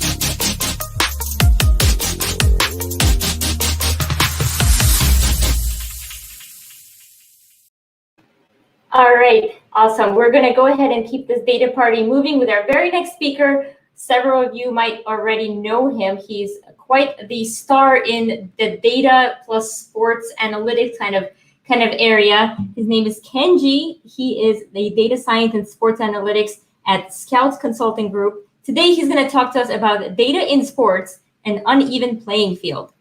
As the head of data science at Scouts Consulting Group, Ken spends he spent his work days improving the performance of athletes and teams by analyzing the data collected on them. In his free time, he dabbles in entrepreneurship and content creation. He is best known for his YouTube channel, where he helps over 135,000 people navigate the data science landscape. He has started the hashtag 66 Days of Data Challenge to help people create the habit of learning and working on projects every day. In his free time, which he apparently has, Ken enjoys playing golf, fly fishing, yoga, and cooking. All right, I'm going to go ahead and bring the famous Kenji up on our DATAcated stage. Hello, Ken. Thank you so much for having me. It's always a pleasure to speak at the DATAcated Conference, and I'm just so excited to share with you a little bit more about my sports analytics work, because last time I talked more about the content creation side. Absolutely. Very, very glad to have you here. I'm going to hop off and share your presentation. Excellent. Well, again, thank you for that wonderful introduction. Today, I'm going to share with you a little bit about my experience working in the sports industry. So something that I thought was pretty interesting when I was going in is I thought that in sports, all the teams were leveraging analytics very heavily. I thought that this was a domain that these teams are the best in the world. They must be doing things on the cutting edge. And that's what you hear about in the news and the media is this team is collecting this data, this team's doing this team's doing that. It is very much not the case that all the teams are leveraging sports analytics to its fullest. And I want to dive into that because I think this is going to lead to a lot of difference in performance over time. So one thing that I think would be fun is for everyone who is tuning in the comment section, let me know what your favorite sports team is. And after you put that in there, I'm going to give you some good news and some bad news. So the good news is if you like a select group of teams or organizations, you're likely going to see a lot of wins, a lot of championships, a lot of success going forward. And if you're a fan of, to be fair, the majority of organizations, you're probably not going to see quite as many wins, and you're definitely not going to see too many championships. And that's because of this uneven nature of sports analytics, efficiency and efficacy. And it's interesting because this sports analytics advantage that I'm describing, it compounds over time, it perpetuates. So if organizations are not doing it now, they're getting further and further behind. So I think something that is relevant here, I put this little picture together because I thought it was a good metaphor, is that sports analytics, they don't show immediate results. You start seeing results in most cases in 3, 5, maybe even 10 years down the road. So teams aren't prepared to invest. Teams aren't prepared to invest right away, right? They're not prepared to invest because they don't see this quick return. This, as teams mature in their analytics organizations, they keep growing. They keep growing at a faster rate. That is like if Joel Embiid here was playing against this child, and each year Joel grew an extra foot, whereas this kid, as he grew up and reached full maturity, he only grew 6 inches every year. That's the kind of thing that we're looking at in this space. Now, obviously, I am a true believer in analytics. But are other teams, is this a real phenomenon? Is sports analytics real? That's honestly a question that a lot of people get. And this is the number of analytics staff that the MLB teams have had since 2019 to 2016. And as you can see, essentially every single team in the MLB has some form of analytics department. I will say that not all of those teams are using those analytics department or having decisions being made with that insight. As you can see, the Dodgers, the Yankees, and then the Rays, as of 2016, they peaked in the largest departments. And I will say those teams have had some pretty good success anecdotally. The Dodgers had a pretty good year last year, about as good a year as you could have. And I think that in this scenario, if everyone is doing it, there's probably something to it. I don't think my parents really liked that excuse when I was growing up, but you know, it works now, and I think I can argue this one. Another angle to look at this is that there is some relationship between the total number of analysts and the winning percentage of these teams just in 2019. Again, this is a pretty small sample, and total analysts is probably not the best proxy for how effective an analytics team within an organization is. But in a second, I'll also talk about why we probably can't get a better proxy than total analysts for the strength of an analytics team at one of these teams. But again, as you can see, a lot of these organizations that are investing heavily in analytics are doing pretty well. And the Astros in 2019, I believe it was the year after they were cheating. So this is without their extra advantage here. Something that 538, the company that was the blog that published this graph, did last year or a couple of years ago, they made this analysis that compared hiring a analytics team to trying to essentially buy wins on the trade market. And so they looked at if a team would spend $350,000 on building out an analytics team, how many wins that would create. And they found that would, in theory, approximately create 2 new wins. Now, if you were to buy 2 wins on the trade market or through free agency, whatever that might be, that would cost about $9.1 million in player improvement. Now, I'm not saying that the analytics departments are more important than the players that you have on the field. That would be ludicrous. talent and the players you have are always going to make your team, but you can get pretty good marginal returns from investing in the analytics staff. And those, again, as I mentioned before, can compound over time. So one thing I also do want to mention, I'm using baseball as an example here. Other leagues, the NFL, the NBA, the NHL, and I can't speak, I'm admittedly, I'm not as well versed in hockey as our next speaker, so I will definitely be watching that presentation intently. But the other leagues are actually quite far behind the MLB in terms of their analytic capabilities, and there's a lot more spread. You have some teams that are very advanced and some teams that are that have essentially no analytics department across these other leagues. So baseball as a proxy is going to be a closer race than some of these other leagues. Teams in the NBA, for example, that are leveraging analytics now are going to be able to create a light years, leaps and bounds advantage over other teams. So I keep saying, I've described what analytics are, how they're, hopefully you believe now that they're clearly real because everyone is using them. But why are these advantages perpetuated over time? What systems in this unbalanced system are making it so this advantage is going to stick around, so that people will not be, able to catch up as quickly as they would like to be? So I took a quick stab at my home football team, the Washington football team. They are sometimes, for some reason, anti-analytics, and I would expect, unless things change dramatically, they will be very far behind everyone else going forward. So I had to take that moment to do a quick call out, because they've broken my heart so many times over the last 10 years or so. Now, the first reason why this perpetual advantage is created, and also a lot of this unevenness is created, is that analytics is looked at very much like a trade secret. Teams are not willing to share anything. Teams are really focusing on rebuilding analytics from ground zero in their organization when they start these things up. Every team, for the most part, is reinventing the wheel when they are building out an analytics program. And if every team is reinventing the wheel, new teams still have to do that, and they have to go through that whole process because no one wants to share that information that is out there. I will also say that sports is not necessarily a generalizable problem. In very few circumstances it is. But what I mean by that is, if I'm in an organization and we're working on lead scoring, if I go to another organization in a completely different industry, lead scoring, the model that I build there might be pretty similar. If I'm going from a sports, a non-sports organization to a sports organization, the problems that I'm seeing in sports are going to be fundamentally different than the ones that we're seeing in business for the most part, if you're working on the performance side.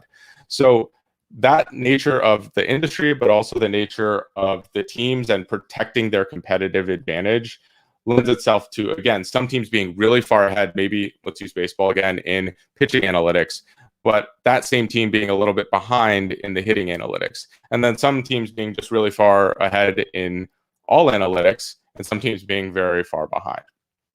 The next thing is that there is uneven access to data. So Hyun talked about how there is all this data, and he's right, there is unsophisticated data out there that's available to everyone. But the positional data that we're seeing from Second Spectrum, from StatCast, from ShotLink, and I can't remember what the one that they use, and I think it's NextGen for the NFL, that is either pay to play, you have to have academic access, it is not available to everyone.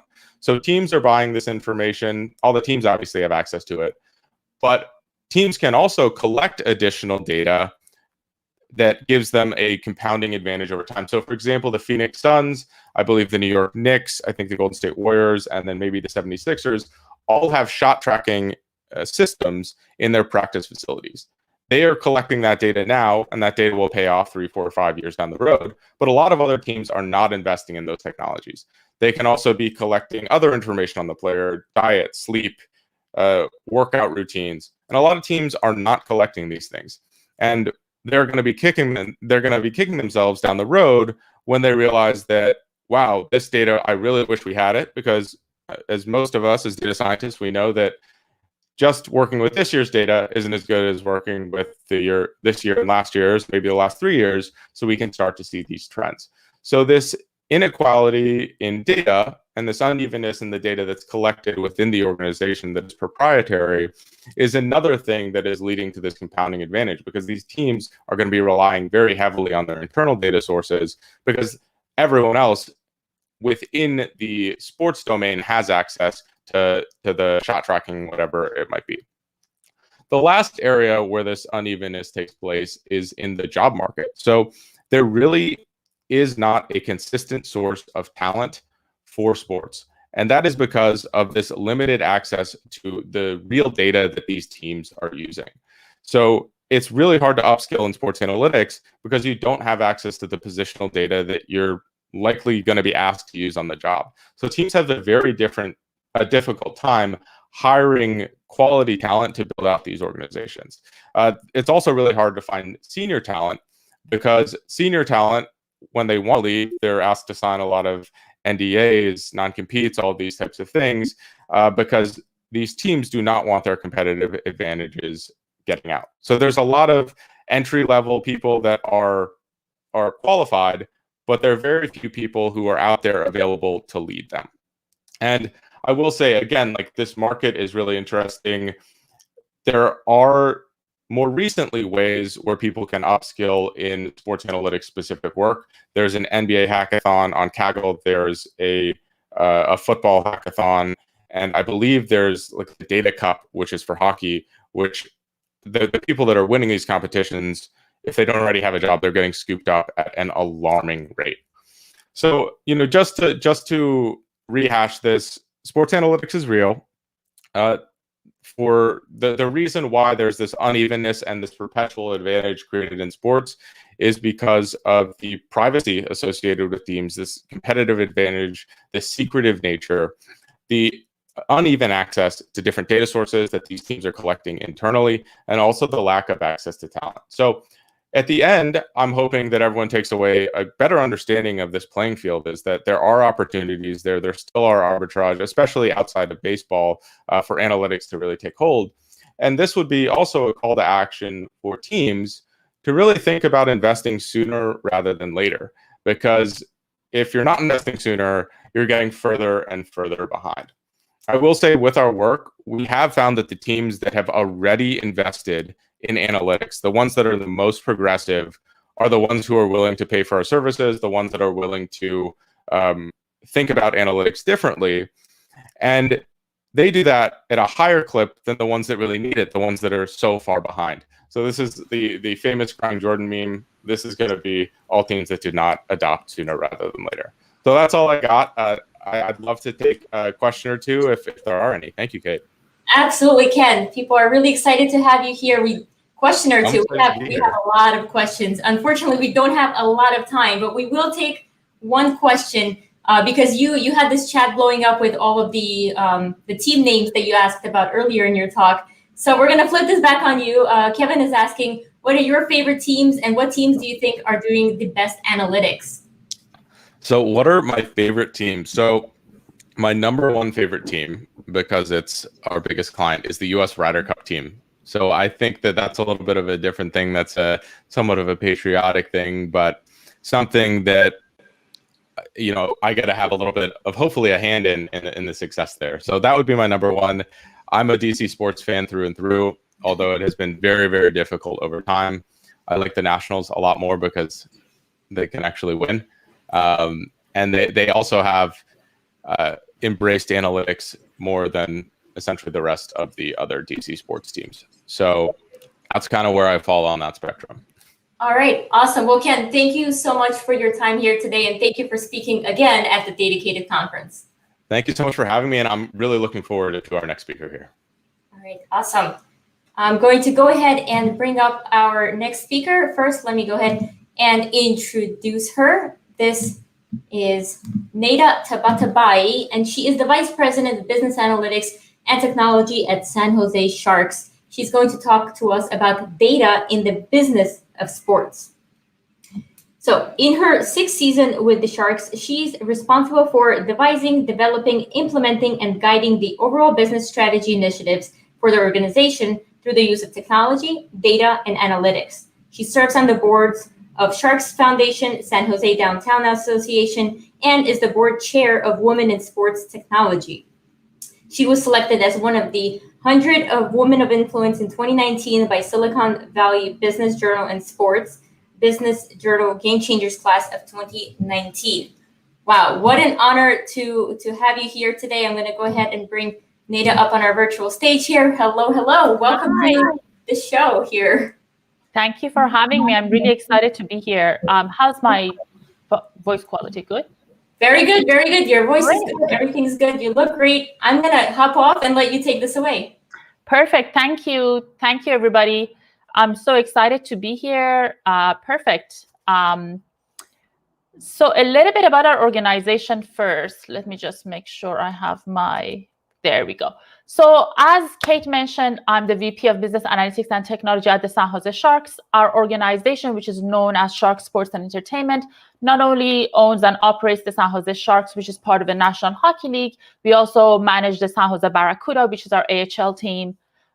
Think about it as our farm team. The SAP Center, which is the home of both the Sharks and the Barracuda in San Jose, Sharks Foundation, and we also operate 3 public ice facilities in the Bay Area, one in San Jose, one in Fremont, and one in Oakland.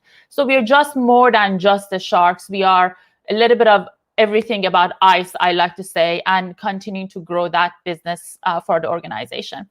So I completely changed the presentation that I had prepared for this conference today. After I got some feedback from some of the people who were going to participate in the conference, I very quickly realized that a lot of people think that I'm going to be talking about hockey.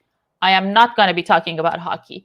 Ken covered a little bit of the analytics on the sports side a little bit. Maybe we can offline some of my thoughts on that a little bit later.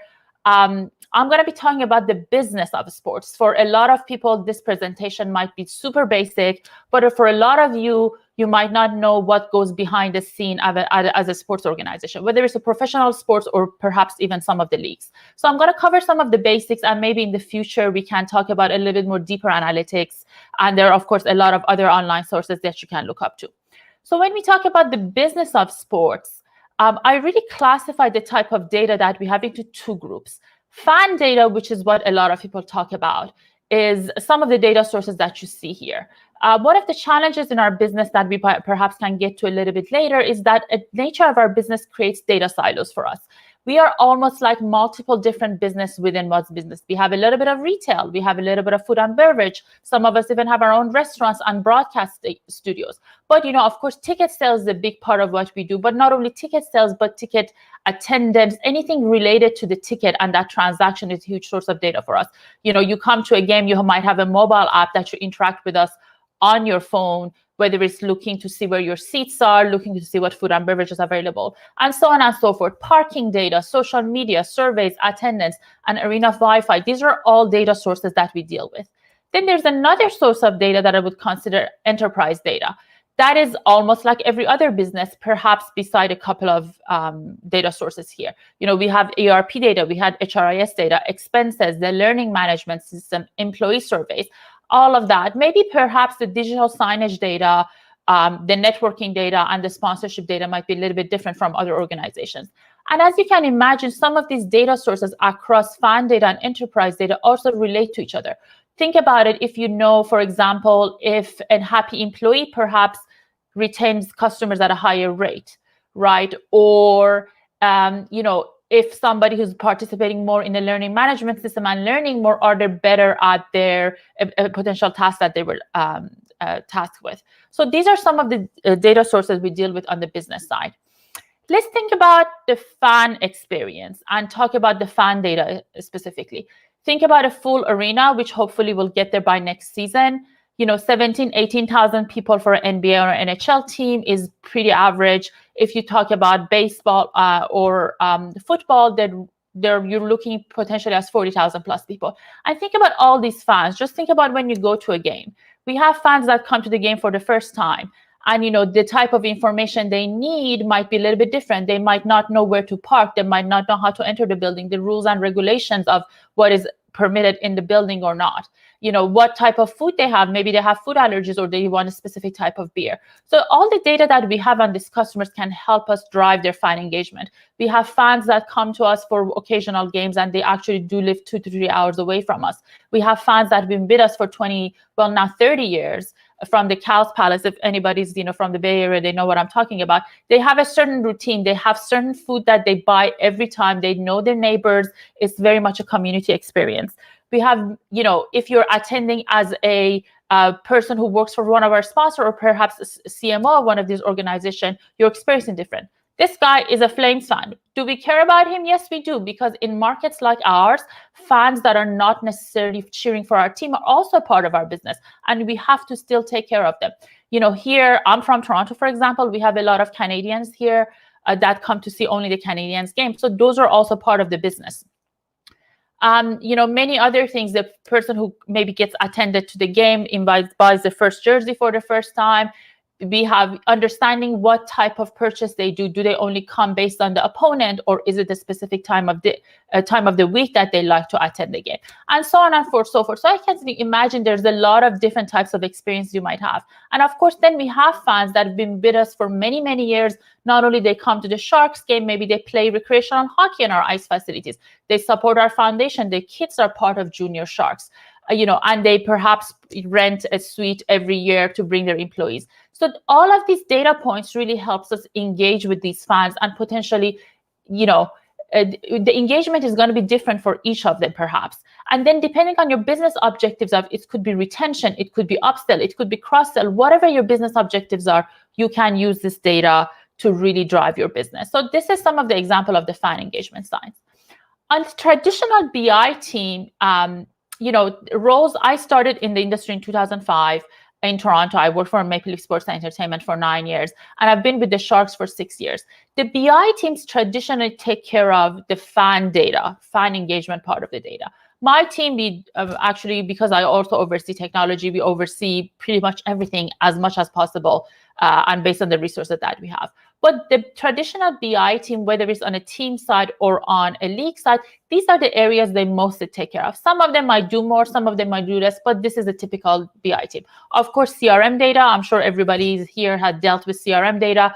There's a lot of information in there, where there's accounts of contact and pipeline management. Sponsorship for us perhaps is a little bit different. Not only understanding what type of inventory you have available, the pricing of that, which is our rate card, and even rate card analysis or yield analysis. What is working on, is it the different types of deals that you have, and is understanding if something is overpriced or underpriced. Pricing is a huge part of what we do. Not only we price the tickets and the ticket packages for the full year, but we also look at variable pricing and dynamic pricing. Variable pricing is when you price each game once you get your schedule based on the popularity that you might have. Traditionally, it used to be A+ to B or C or D. Now for us, we do 45 games ranking from the best to the worst, potentially based on the information that we have. And then dynamic pricing, just think about it the same way as you might price an airline ticket. Based on the game that you're coming to and the time you purchase your ticket, this ticket price can be higher or lower. Sometimes we change prices multiple times a day. Sometimes we do it once a week. Sometimes maybe we don't touch a game for a month. There's a lot of regression analysis and understanding involved in that, understanding not only what's going on within our own market, but the secondary market, but really understanding the available inventory and supply and demand. Analytics and reporting, I separated them specifically. Of course, analytics, descriptive analytics, diagnostic analytics. More and more of us are getting into predictive analytics, and we are not at prescriptive analytics yet. And I'll get into perhaps if you have time later. But for us, quantifying the passion of the fans is extremely difficult, if not impossible. So that sometimes throws your analytics out the door completely. Reporting for us is the day-to-day of what's going on. What do you have right now? How much tickets sold? How many tickets were sold today? What is your ticket sales pacing? How many people are in the building right now? Attendance rate, all of those things. So it's just very much a report about now or a short period of time. And then, of course, research and survey, understanding fan experiences, fan insight, retention likelihood, and all of that is a huge part of what we do with collaboration with different teams. Collaboration is perhaps some of the biggest thing we do. Quick data structure plug, just as an example. You don't need to really, pay too much attention, but some of the stuff that we deal with in terms of all the data sources that we have. And then this is a little bit of our enterprise data mapping of all the systems that work together, and we're still working on integration. Industry challenges. As I mentioned, the nature of our business creates data silos. Most of the data sources that we have are third parties. Think about the ticketing data source, that is our biggest data source, our retail data source, and F&B data source. Even our website is technically third party. NHL controls basically that part of the customer experience, and there's only so much we can do. So there's bringing all these things together. Identifying the customer is sometimes a huge problem for us. Heavy reliance on ticketing data, as I mentioned, is a huge part of our data. It's quite important, but depending on what you want to get out of it, some of these systems are legacy systems that has been built many years ago, and the data structure still is an issue. Lack of flexibility. There's a lot of startups in our business, and not all of them have the APIs that we might need, or the APIs they have is not exactly what I want. So just sometimes there's challenges with that. The unknown customer, I buy tickets, maybe I buy 2 tickets. The person that comes with me, you don't know who that person is. Digital ticketing is solving some of that problem. And in addition, it's creating more security in terms of fraud for the fans. But there are sometimes that you still don't know. For example, during the last few games of the season that we had fans in the building, we disabled ticket forwarding just because of the COVID protocols that we had to have. So, if you're coming with 3 of your buddies, you're no longer forwarding the ticket digitally. We still don't know who are the people who are coming to the game. Or just think about in general, the people who are watching the game, the people who are maybe interacting with us sometimes on social media. Not all the time we know who they are.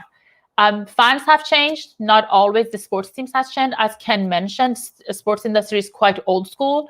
Our fans have changed, but not all of us have kept up with the new culture, not only in terms of data, but what their expectations are.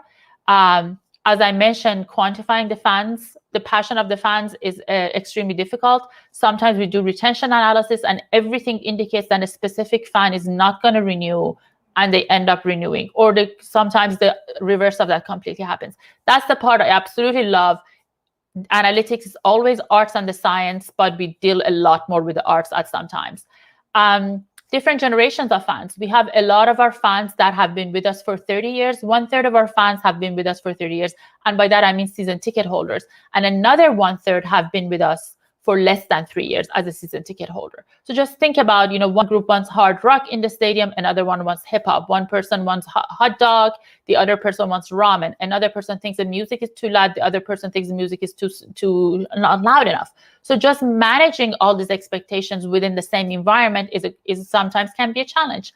Recruiting challenges, as Ken mentioned, it's difficult to hire the right person. The culture of data is extremely important, and soft skills is also sometimes very important for me. But, in a market like ours in Silicon Valley, the person that works for me can work for multiple different organizations, and staying competitive with that is extremely difficult.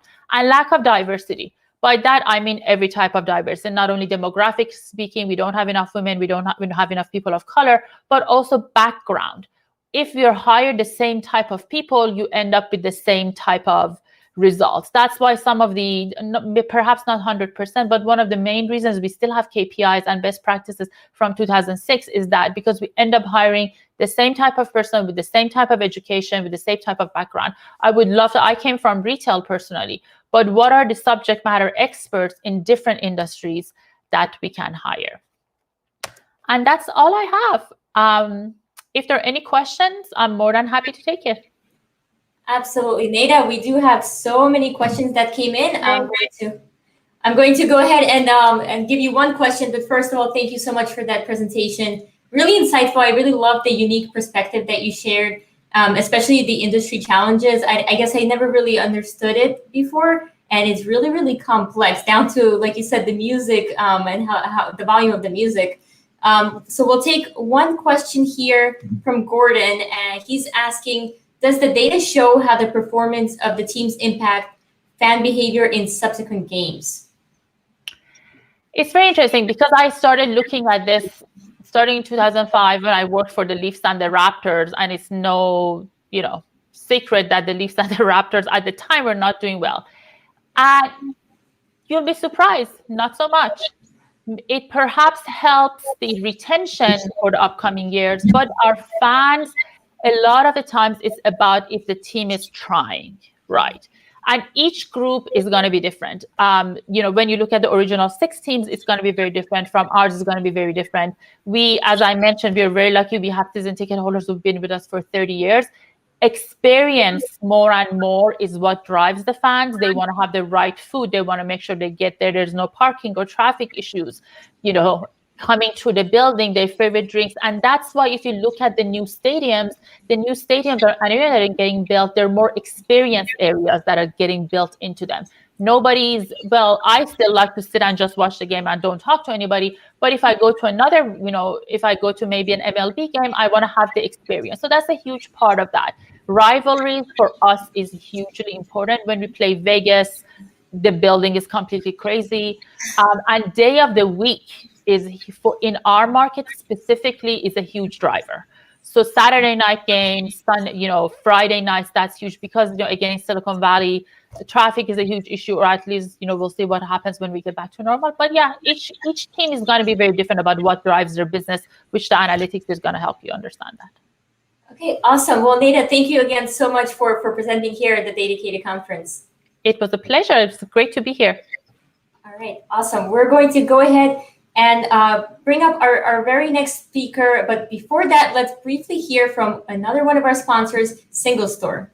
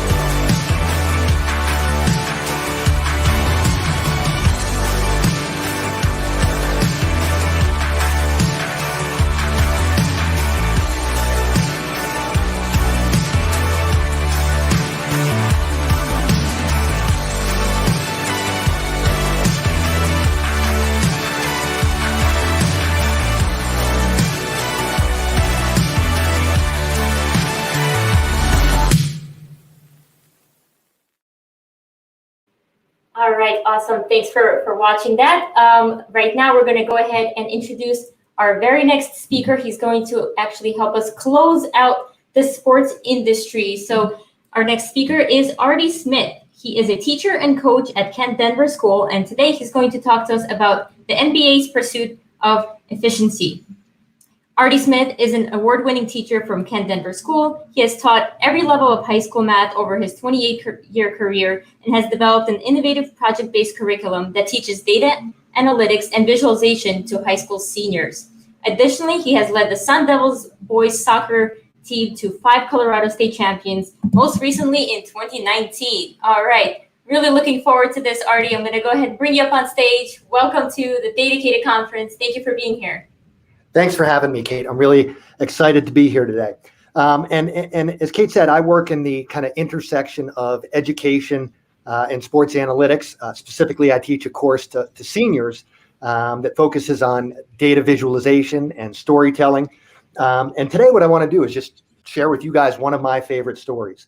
And this story begins in 1979 when the NBA added the three-point line. And when they added the three-point line, I don't think anybody knew exactly how it would affect the game. And indeed, it's taken us decades to kind of figure out how to play the game of basketball most efficiently. And the data set that I'm going to be using here is over 5 million shots that were taken in the NBA over the last 22 years. Okay, and for each shot, we know who took it. We know whether it went in. We know the type of shot it was. And we also know the location. Okay, and here's one shot that I'm going to share with you guys. This shot was taken by LeBron James on June 20th, 2013. If you're a basketball fan, you probably will remember this shot. Showing unbelievable emotion here as we wind down Game 7. 14 to shoot for Miami. And they're not going.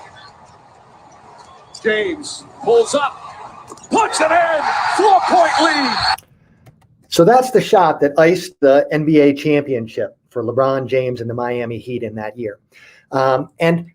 The next graph I'm going to show you guys is not just one shot, but rather I'm going to add all 5 million shots to the half court here. And what we get is, of course, a mess. All right. But each one of these shots has a story. There's a Steph Curry jump shot from March 18th. But this is overwhelming. Okay. And somehow we need to make sense of this data. And the next graph that I'm going to show you guys looks at the success rate of players shooting as a function of their distance. Now, we would expect that when you're close to the basket, your probability of success is high.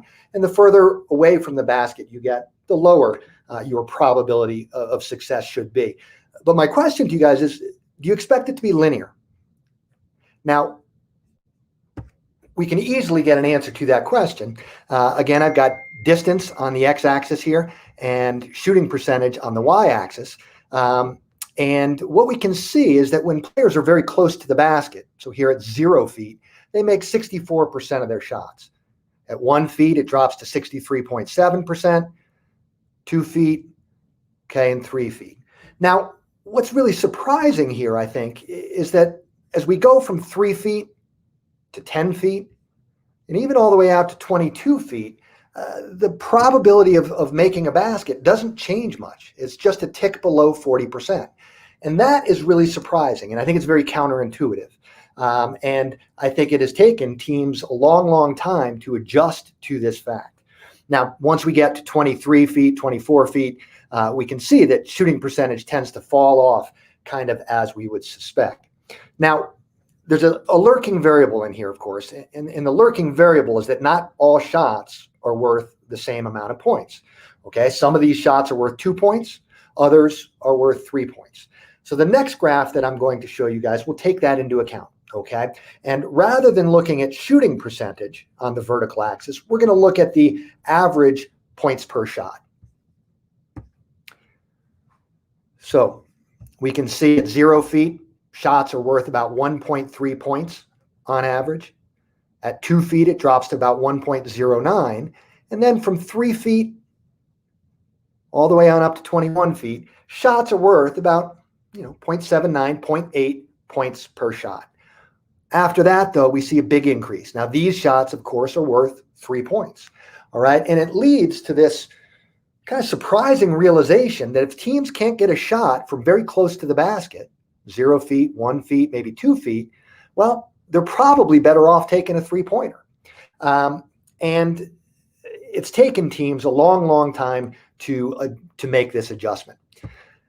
This graph shows exactly that. A time series plot starting in 1997 up through 2020. And what we can see here, the orange graph is showing us the percentage of all shots in the league in a given year that were three-pointers. In 1997, only 15% of shots were three-pointers. We can see that that has risen all the way up to about 39%. Now, when that change really began was here in 2007. And in 2007, the Houston Rockets hired Daryl Morey to be their general manager. Daryl Morey is a self-proclaimed nerd out of MIT and a big proponent of analytics. In fact, Daryl Morey is the one who started the Sloan Sports Analytics Conference that is held in Boston every year. Okay. And as, of course, the percentage of shots that were threes has increased, the percentage of shots that were twos have decreased. Now, we could be more specific. We could break it down into some subcategories. And indeed, I want to do that now. It turns out that some three-pointers are actually more valuable than others. Let's take a look at the court here. And we can see that the three-point line is part of a circle here, an arc of a circle, but it flattens out on the two wings, on the two sides. Okay. More specifically, the distance from right here, from the left wing to the basket is 22 feet, same on the right side, but the distance out to the arc is 23 feet, 9 inches. So these three-pointers from the corners are closer to the basket than three-pointers above the arc. And we can see the data tells us that indeed shooting three-pointers from the corners are more valuable than shooting three-pointers from above the break.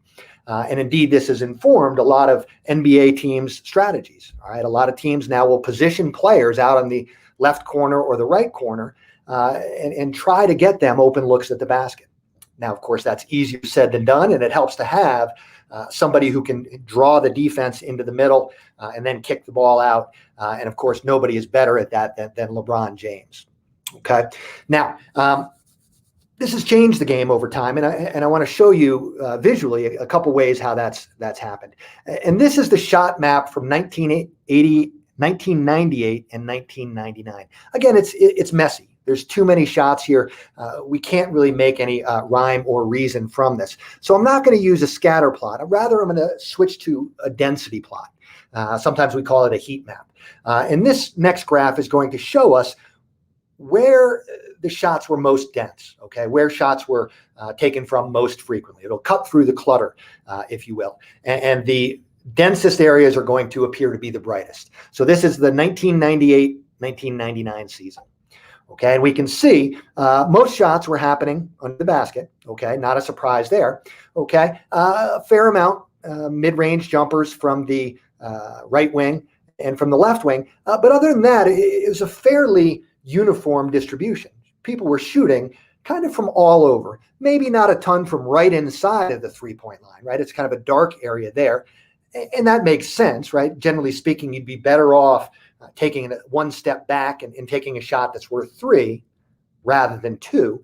But I would say overall a fairly uniform distribution here. This is 1998, 99. This is before the NBA really started to play more efficient basketball.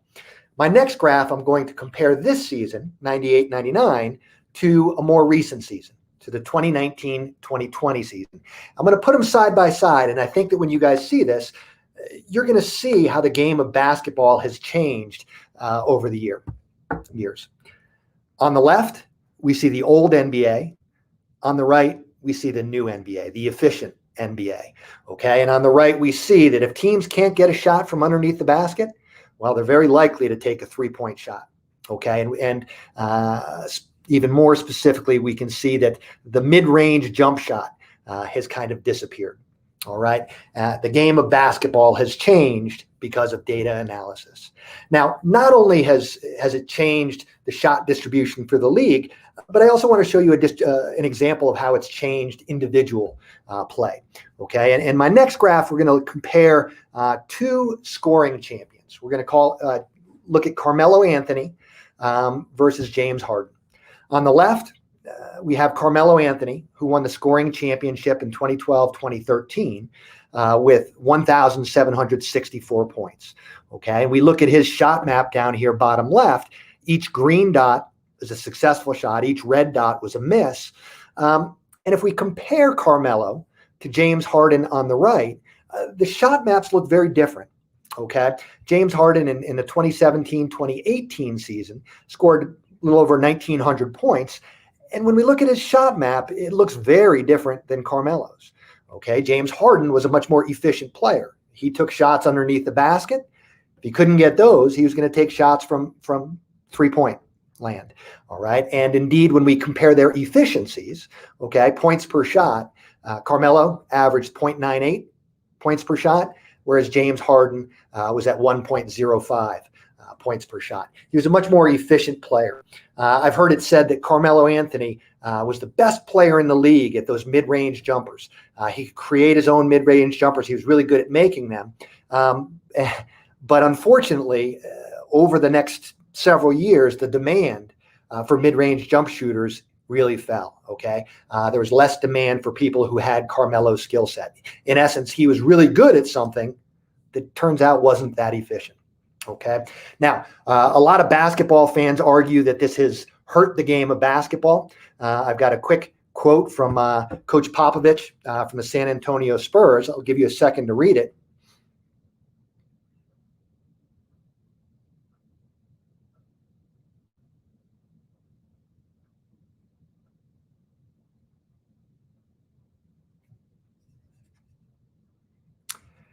So the game has changed for better, for worse. Some people think we should move the 3-point line to bring kind of more balance back to the game. And I'm no expert on basketball, but I think it's an interesting idea. A few quick thank yous. Thank you to Data World for the data. Thank you to Kirk Goldsberry for the inspiration on this talk. And of course, a special thank you to Kate from DATAcated for giving me the platform. So thank you guys very much. Absolutely, Artie. That was a great presentation. Thank you so much. I especially love that video clip that you included. Super creative. I love that. And I love data visualization and Tableau. So it was great to see all those visuals come together. You have a lot of great feedback coming your way in terms of the use of the heat maps and the way you visually represented all of that. But we do have time for one question. We'll go ahead and jump into that from Elise. She's asking, are outliers included in your assessment? For example, players taking a shot while they're sick or injured, or rather, is there a variable that accounts for the level of defense applied while attempting the shot? That's a great question. No, I did not control for any of those things. It would be I'd need a richer data set to look at how closely the players were being defended, and indeed, if teams are now keeping that data, the tracking data would give us a better look at how close the nearest defender was to these shooters.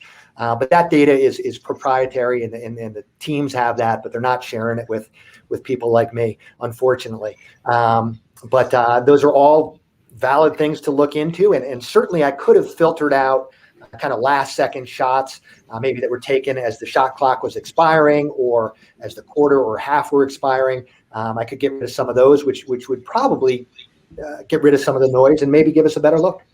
Yeah, absolutely. Well, Artie, thank you again so much for your time, and thank you for helping us close out the sports industry. I will see you online if you want to have time. You can go hop in and answer some of those questions that have come in on LinkedIn. Will do. Thank you, Kate.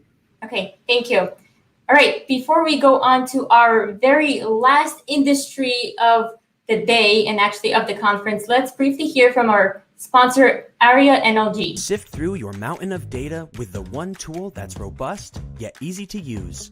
ARIA NLG gives you the power to transform your data into insightful reports in seconds. Reduce time to insights for more accurate decision-making and exponentially increased operational efficiencies. Deliver natural language output globally, in any volume, in any variation, to any point in the stack, for presentation on any device, 24/7, 365. Gain access to data insights faster and easier than ever before with ARIA Answers. No need to analyze or interpret visuals. Simply type a question and get the answer. High-level programming within the user-friendly platform generates an infinite number of narratives that transform your data into natural language stories and reports. Thinks like Einstein, writes like Shakespeare, works at machine speed. ARIA NLG. Awesome. I love that video. I especially love when Einstein gives a little high five to Shakespeare. So we're going to go ahead and move on to our next industry here. We're going to cover food and beverage. So if it's lunchtime for anybody, it is actually for me, and I am getting hungry. I'll save that for after the conference, though. I'm going to go ahead and introduce our first speaker of this session, Martin Schmitz. He is the head of data science service at RapidMiner, and the talk today is, "Excuse me, bartender, there's AI in my beer. Data-driven process optimization for the beverage industry." Martin studied physics at TU Tordman University and joined RapidMiner in 2014. During his career as a researcher, Martin was part of the IceCube Neutrino Observatory located at the geographic South Pole. Using RapidMiner and IceCube data, he studied the most violent phenomena in the universe, like supermassive black holes and gamma-ray bursts. Being part of several interdisciplinary research centers, Martin dived into computer science, mathematics, and statistics, and has taught data science and the use of RapidMiner. All right, Martin, let's go ahead and bring you up on our virtual stage here. Hello, welcome to the DATAcated Conference. Hello, everybody. Hello, Kate. Thank you for the introduction, and let's move continents a bit. So I think for the last hour or so, we heard quite a lot about very American sports. I mean, basketball, baseball. I think I heard a bit of hockey there. And let's move over to beer and most importantly, German beer. So we'll talk about how do we make German beer, well, even better. We know German beer is the best beer in the world. How can we make it even better? And when I was writing about DATAcated on my LinkedIn a month ago or something, a Belgian friend of mine came in and said, hey, it's easy. Just stop what you're doing and do it the Belgian way. Our beer is better. And that's kind of what we don't want to do. A lot of the decision making is, of course, driven by gut feeling. We heard that today and yesterday quite a lot, that there are many decisions which are done nowadays which are not data-driven, and we want to make them data-driven and not just this beer is better than this beer just because it's my beer, or my country's beer or something. That's the first thing which is important. The other thing which is important is beer is actually an industry which is a few thousand years old. I haven't checked it, but beer is brewed forever. So one of the breweries we are working with was founded in the 16th century, actually before America was rediscovered or discovered. It's quite a long thing. So this is also something where there is a lot of knowledge, historic knowledge, and also a lot of language we're talking about here. Later on during this track, we also hear about wine, where it's a very, very similar story, and we hear a lot about data literacy here. So in the brewing industry, there's a lot of naming and like historic things, and it's also a hard thing for me here.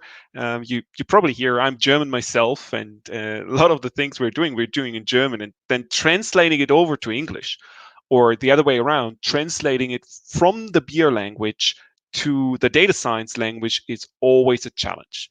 And you probably see I'm coming from RapidMiner, one of the sponsors of this conference, and we are having a tool where truly everyone can influence the future and can do data science to positively influence the future, in this case, positively influence German beer.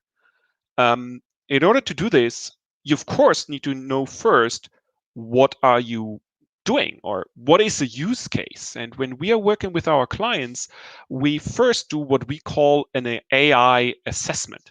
So we first check what are use cases, what can you do?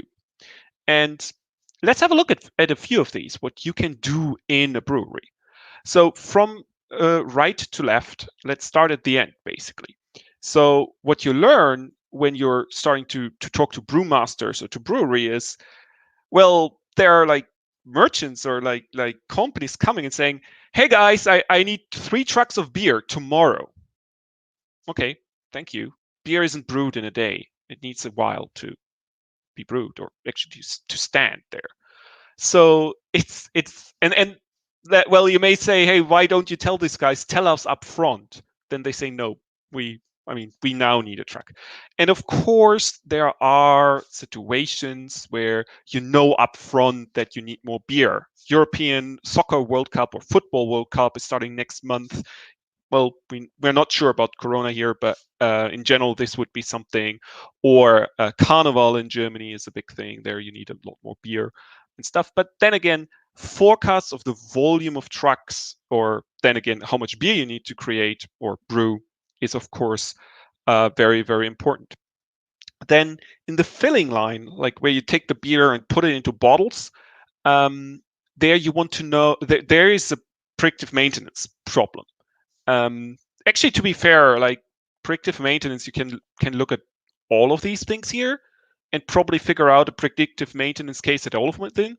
Here, it's a very special one because this filling machine can have several things which can break, and what we want to do is root cause analysis. What caused the break right now, so that we can directly go to the right place and fix it. Then, in the filtering of the beer, the filter lifetime is something also very interesting. It's remaining useful lifetime prediction. And a lot of the use cases we are talking about here are, well, this is a beer use case. You need to filter beer, and there's a filter, and the filter has a certain lifetime, and at some point you need to change it. Actually, there are also some settings which you can change to prolong or shorten the lifetime and so on. And then what you want to do is predict how long can I still use this filter, when do I need to change it, A, to maximize the lifetime of the filter, B, to, of course, schedule the maintenance need. That is something you have in a lot of cases. Like a lot of the use cases you have here are actually transferable over to other industries, other manufacturing. You're producing, well, a good in the end. Also, forecast of energy demand, super interesting. Well, because there are sometimes spikes that you need to cool down quicker than something. And there are actually reserves into the system. If the spike is only for 10 minutes, we are good. The condensators, they take care of it. If it's longer than 10, maybe 30 minutes, don't really about the exact minutes, then you need to push new condensators on, get more cooling powers, and so on. And this, actually, the start of this is super expensive. If you start the additional cooling machines, super expensive. So knowing whether it's a small spike or a large one, big thing. Because then you can decide whether you add additional cooling resources. And then there are two use cases we'll talk a bit more about, and they are both about hop and malt. I mean, malt is basically something coming from grain. And hop is a plant, I mean, it's there, which has different quality, basically, when it comes from the field. And what we will talk about, the big use cases is, okay, how do I optimize either the selection, the composition, or the process parameters, given that I have this natural good coming in with varying quality so that I get the perfect beer in the end? Pretty straightforward. Again, you have this use case of I have different materials coming in and I want to set the right parameters in a lot of use cases outside of beverages. So you actually have that in the complete opposite use cases in chemical industry, steel industry, same question, but here we talk about beer. So sounds like we are good. We know what to do. Let's rush ahead and fix these things. We figured out big things, the filler relevant downtime. We talk to these guys who have this problem and they always need to crouch down into the machine and like figure out, is this or not? No, that's what we don't do.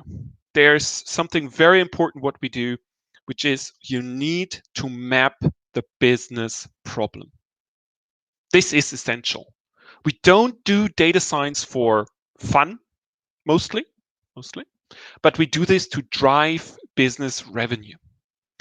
So what we do here at RapidMiner when we have a new client coming up, and if you want to become a RapidMiner client, we will do this with you as well, is we do not just look at the use cases, but we put them into this AI assessment map, where we map two things. The first one is relatively easy. Impact compared to feasibility. Impact is value in euros or dollars or local currency units, whatever you prefer. Or sometimes it's in KPIs, like customer satisfaction went up, if it's a customer use case.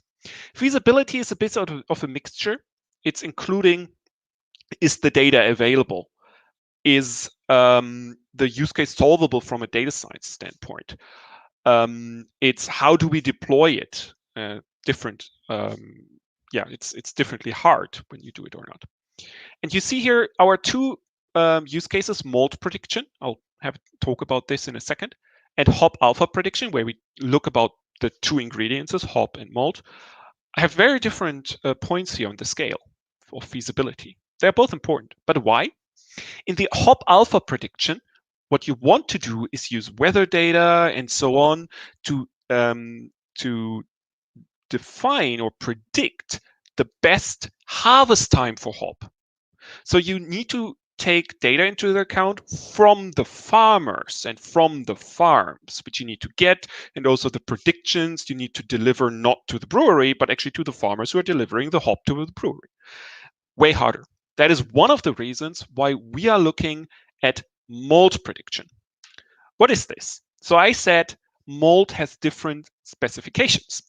So you can actually go there, and there are quite some lab measurements running. And to be fair, there are also different kinds of malts coming into the brewery, which you want to mix to get going. And then you have the process parameters, and then later on you measure the malt yield. And in very layman term, what you want to know is how much sugar is there, because the sugar, if you add the yeast, it gets to alcohol. It's actually the cold word if you're getting deeper into that. But you want to predict the sugar content from the specifications of the malt and the process parameters. Or later, you want to optimize either the malt mixture or the process parameters for a given malt mixture to get best beer or best sugar or cold wort. And that's what we want to do. So we have now mapped our use cases, figured out this is a doable one, a high value one. Let's get going. Let's start RapidMiner, load the data in and go. And then we hit reality, because everybody is saying, hey, you get insights in seconds. We load your data, and then the magic machine is going on, and here we are. Reality is always different. Reality means then things get hard.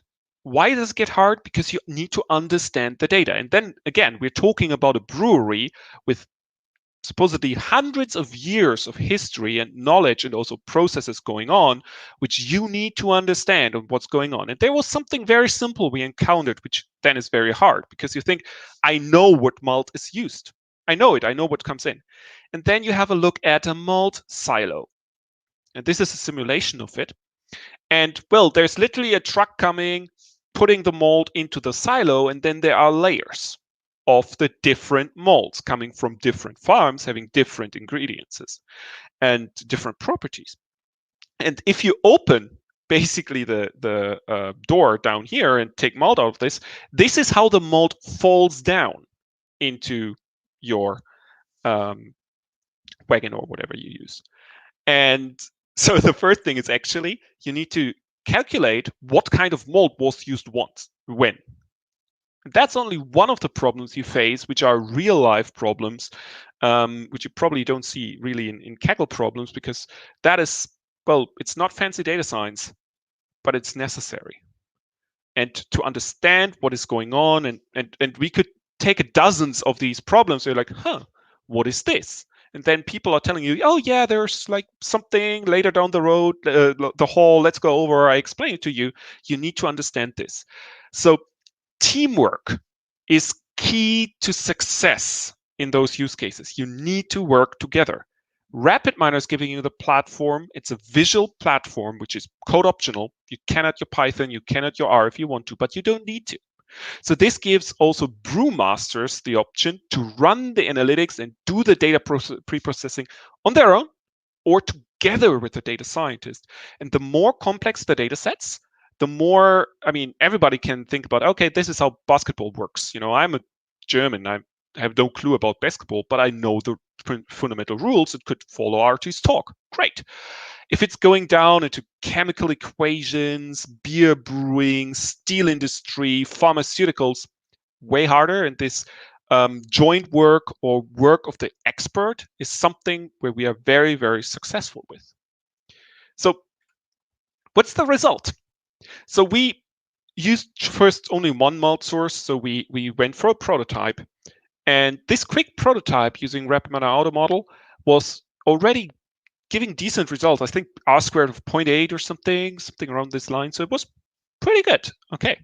So this gave a lot of drive for the project, which is always good if your prototype gives you a good result. But then we did it on the full data set, and it was even more surprising and something as a good takeaway message. So the second model on the full data set was as good as the lab measurements taken in the middle of the brewing process, when you just take a sample and you measure the quote unquote sugar content of the beer. And this is the perfect model. So usually when you're doing a lot of analytics, there is no perfect model because you may think this is you can always do a better model. In some of the industrial cases, if you're predicting in the accuracy of the measurement, you cannot become better than the accuracy of the measurement because you don't know the truth, the label, the Y variable, better than this accuracy. And that's what we achieved here. We've built the model where at this point we say well, maybe we can build a better model if you get a better measurement, but so far, let's move over to the next use case. We got a few of them. We talked about this earlier and solved that.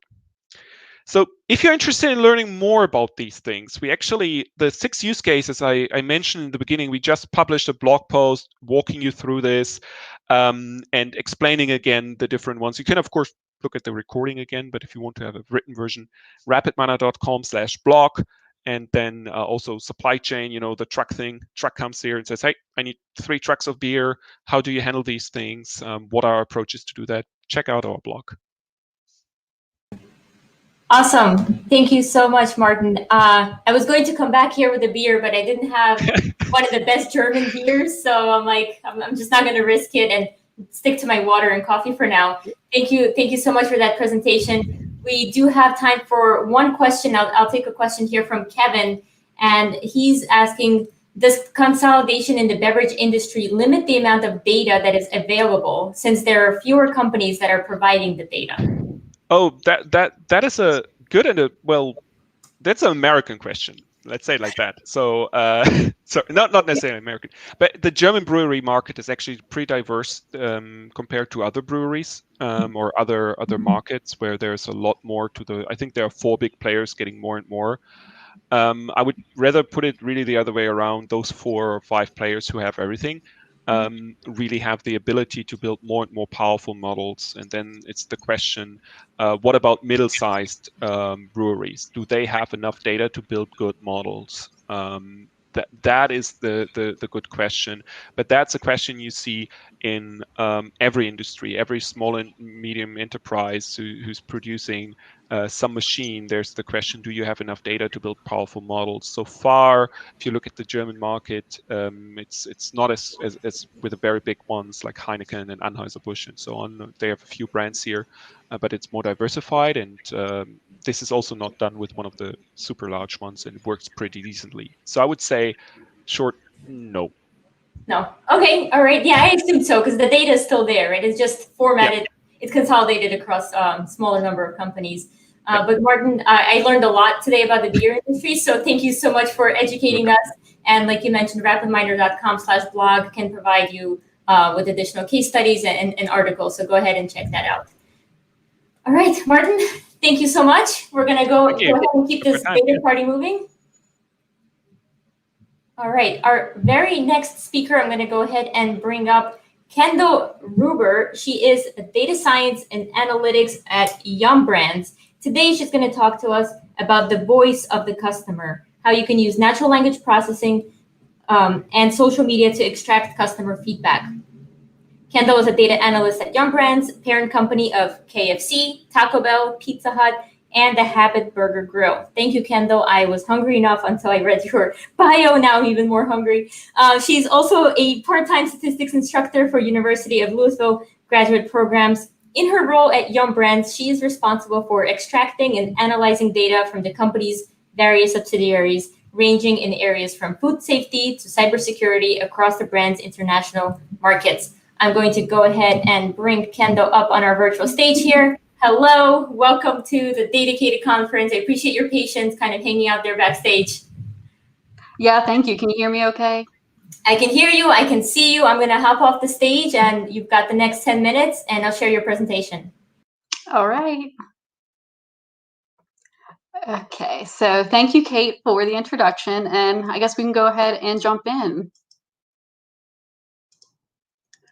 Before I get to talking about social media too much, I want to discuss how companies traditionally solicit this type of feedback from their customers. So at Yum, we're home to some of the world's most famous brands, and that includes KFC. I'm sure many of you have heard that we have a new chicken sandwich coming out. And if you haven't, go try it. Maybe try it on your lunch after you get out of here. But like many other organizations, one of the ways that we're tracking customer satisfaction with this new product is through our customer satisfaction survey located on the bottom of the receipt. And companies like ours, they've long utilized customer satisfaction surveys and questionnaires to get this type of feedback from their customers. Typically, these surveys consist of a series of prompts followed by either multiple choice and short answer questions. These screenshots that I've included here are actual questions that we ask our customers in this survey and actual responses to, and you can see right away that they're pretty straightforward. So why should companies turn to social media in addition to what they're already doing?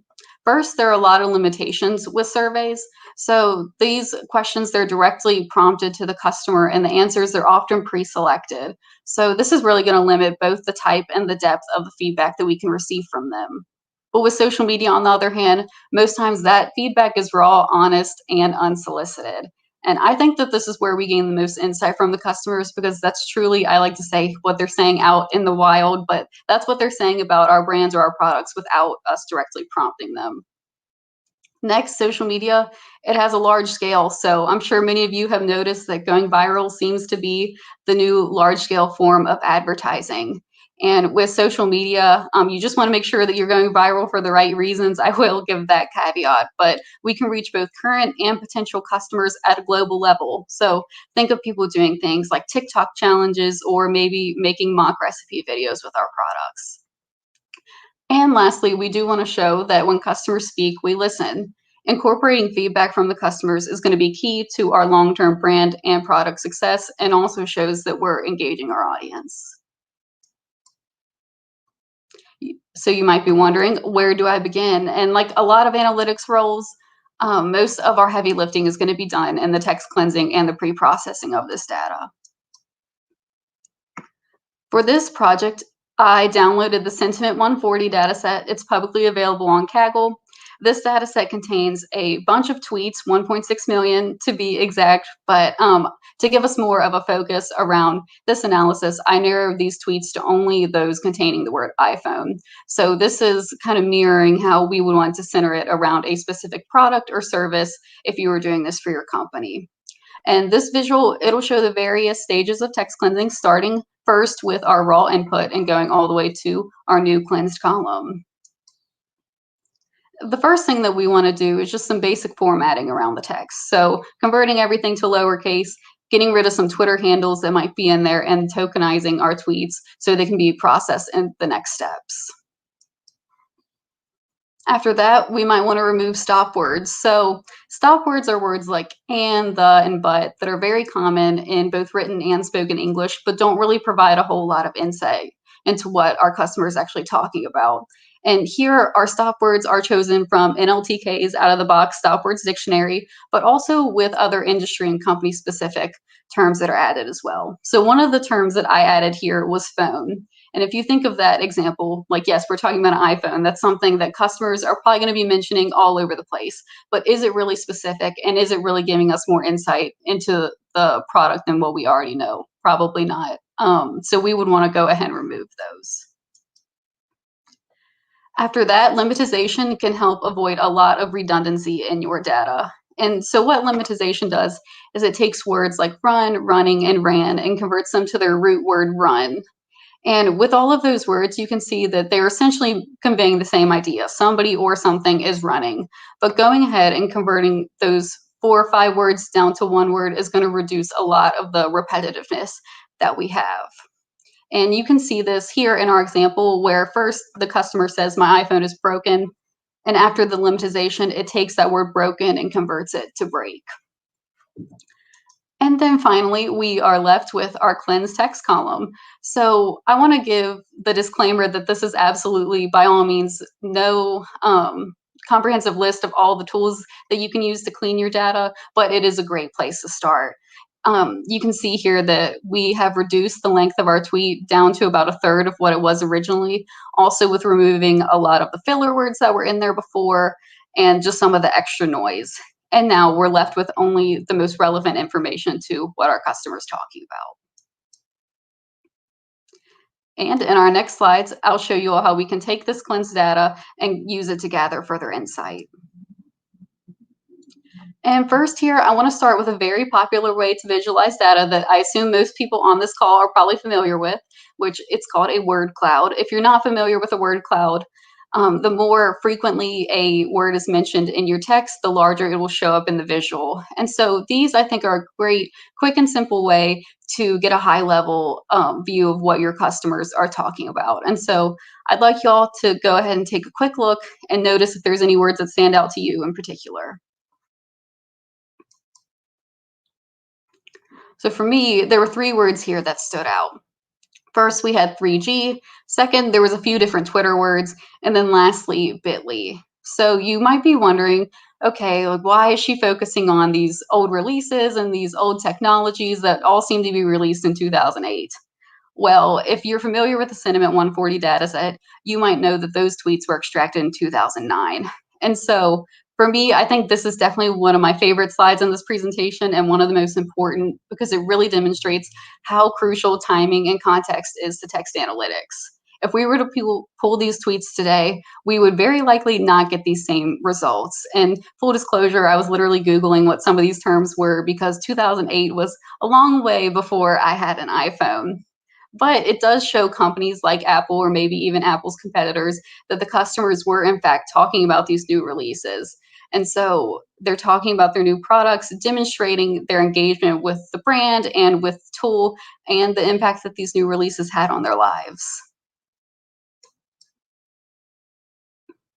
Also, sentiment analysis is another great way to gain some quick insight on your data.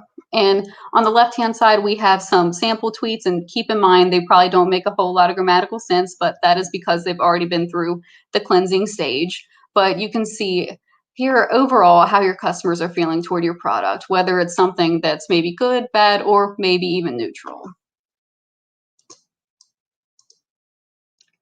And diving deeper, we might want to see if there's any recurring themes to what the customers are talking about. So does it seem like a lot of people are complaining about a hardware issue with the product?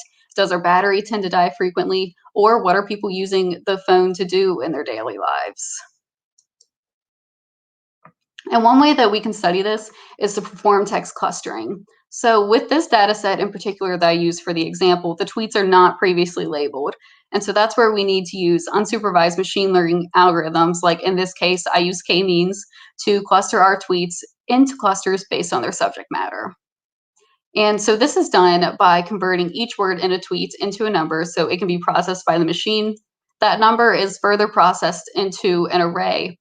After that, the number of clusters is chosen and the centers of each cluster are calculated.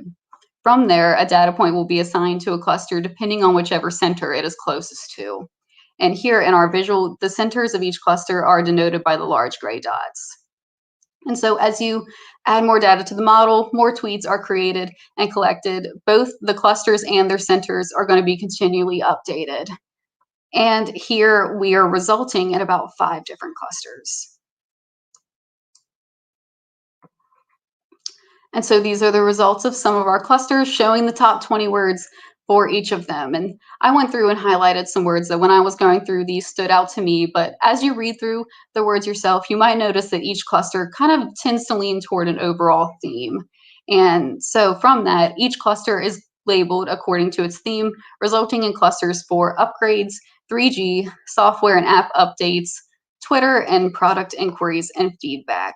And so clustering customer feedback in this manner is really powerful because it shows businesses what their customers are buzzing about. And if you remember in the slides from earlier, it's not really surprising here that we've ended up with a cluster for both 3G and for Twitter.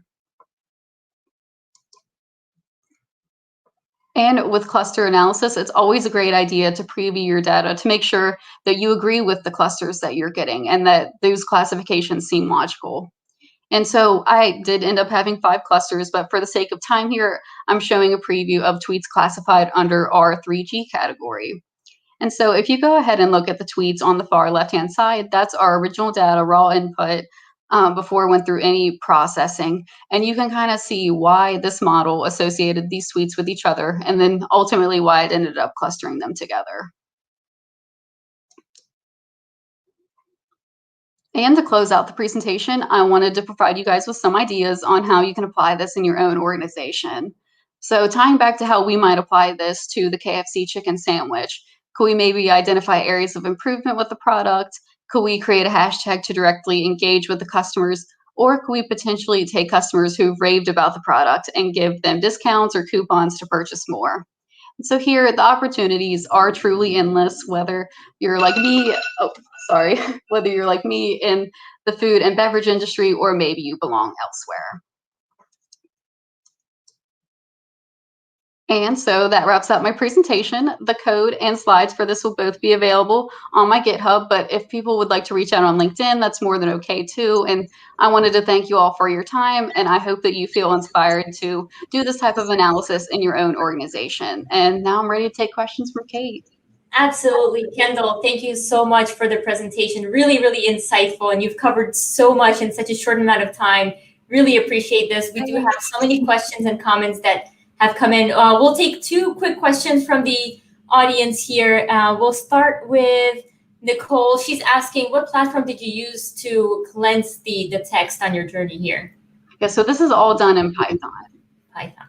All right, awesome. Thank you. I created a word cloud for the registrants of the DATAcated conference before as well. And I used Voyant tools, which is you just dump the text in and it creates it for you. So I can't really say I created it.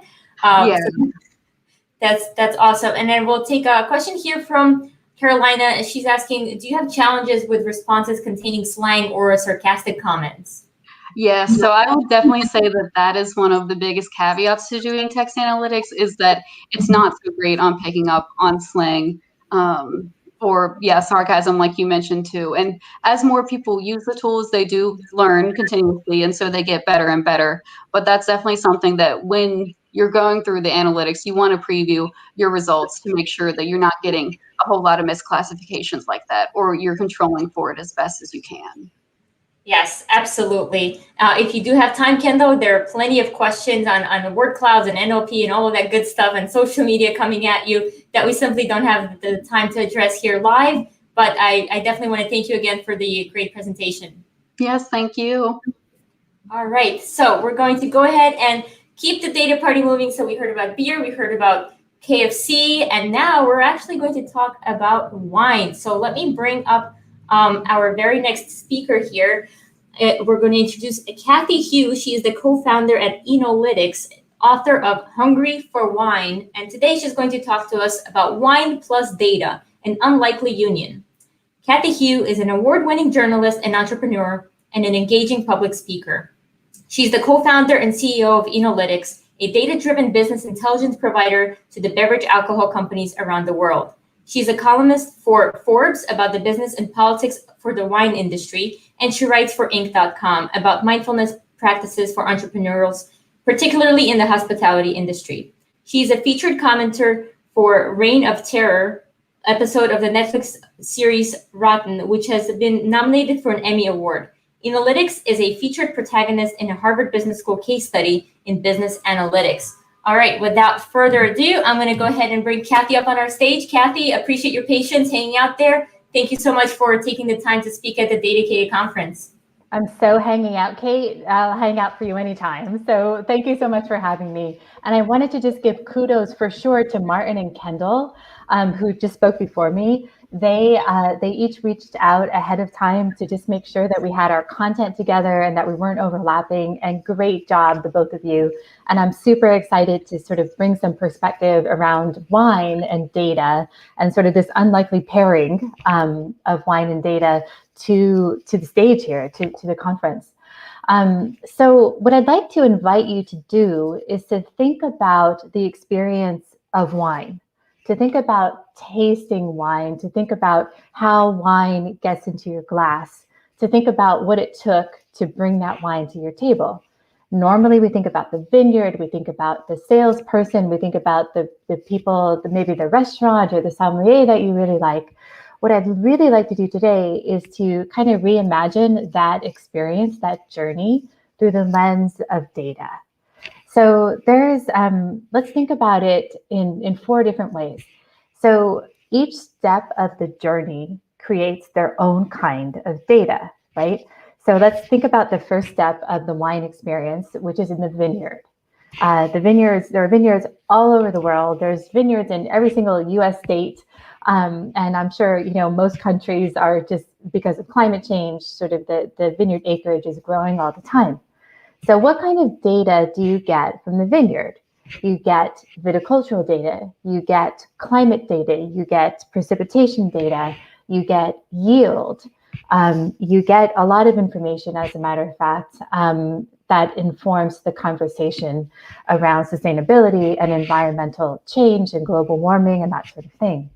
So that's kind of step one in kind of the data journey of your wine experience. Step two, we could think about as taking those grapes that grow in the vineyard and taking them into the winery.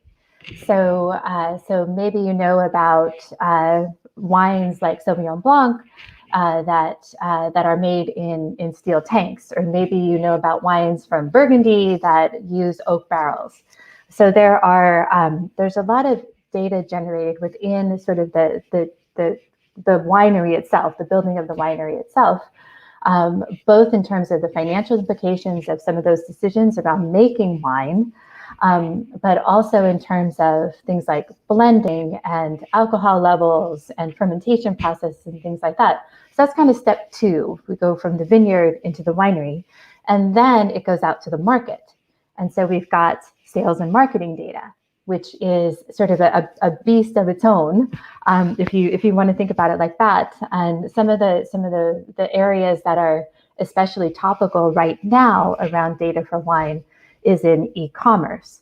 So during COVID, of course, like most industries that typically are sold in a retail environment, a lot of the transactions in the commerce shifted to online. So e-commerce during COVID just boomed in terms of data, in terms of analysis of the data, and also in terms of embracing data. There's some sayings sort of floating around the industry that COVID facilitated and just sort of moved forward the use of data in an e-commerce environment by like 15 years within about 6 to 8 months. So COVID in the sense of facilitating and accelerating the use of data for the e-commerce part of the wine industry was actually really beneficial. So, but in terms of sort of the third step of our wine experience journey through data, you've got the vineyard, you've got the winery, you've got the sales and the marketing arm, and then ultimately we get to us, to the consumers, right? So what kind of data is generated around wine consumption? So we've got, I'm sure that you all are familiar with, if you're wine drinkers, familiar with different apps like wine.com or like Vivino or Wine Searcher maybe. All of those apps are generating tons and tons and tons of data in terms of consumer sentiment, consumer behavior, and also consumer purchasing. So that is in terms of the kind of the fourth step of the journey. It's us, right? It's us drinking wine. It's what we buy, what we pull from the retail shelf. It's what we order at the restaurant. So those four steps create a tremendous amount of data. The opportunity from the entrepreneurs in the wine world is that for as much data as there's very little analysis of the data or business intelligence around the data. So that as an entrepreneur, that's the opportunity that we have seen. So which is not to say that there are not people within the wine industry who are sincerely interested and active around data. It's just that there's not a lot of us. But I reached out as I was preparing for this presentation. I reached out to my community. My company, we publish a newsletter every Friday. It's called Analytics 101, and it is we've generated and cultivated conversations and relationships within the wine industry who are doing really interesting things with data. So I reached out to them and I said, look, I'm talking at this DATAcated conference, and I'd really love to hear what the community thinks are some of the challenges and also the opportunities within the wine industry around data. So they responded with a couple different things. One is access to the data, and maybe you'll find this to be true in your industries as well. One is access to the data. And a lot of that has to do, in the US anyway, with sort of the holdovers of alcohol and the sale of alcohol dating back to prohibition. It's actually extremely regulated. It's not, the data is not easily available or easily found. So that's one of the challenges. And kind of a correlated challenge is that that data is fragmented. It's not easily found, and what is found is found in a piecemeal kind of way. There's no kind of synthesized way to bring those 4 steps of the wine journey together, from the vineyard to the winery to the sales to the consumer. So for the most part, those 4 phases of the wine experience remain discrete. And for what the kind of work that's done with the data, it's pretty much limited to the great big companies who have the bandwidth and the resources to employ teams of data scientists, which is just not very many companies. So I think that there's 3 opportunities that I'd like to just focus on for the last few minutes here when it comes to wine and data. One is definitely the opportunity within the wine world for data analysis, whether that's analysts coming on board for different companies, or the way that Analytics is engaging is that we're building products to scale that can be brought in-house by the different wine businesses and spirits businesses and beer businesses that we are expanding out to.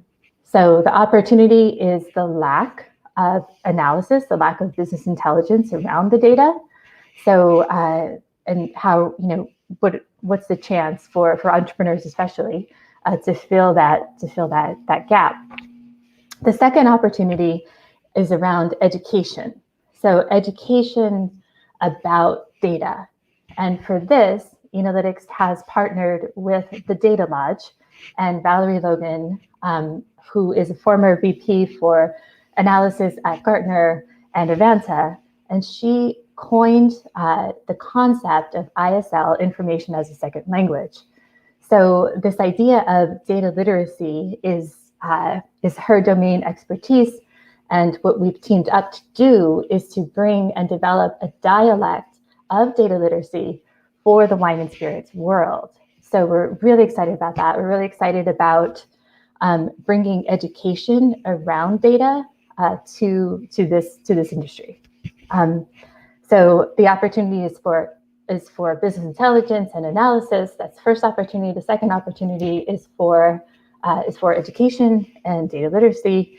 And then the third opportunity is actually, I think, one of the most empowering things that the industry is starting to recognize is the power of the data that they already have in-house. They're looking inward.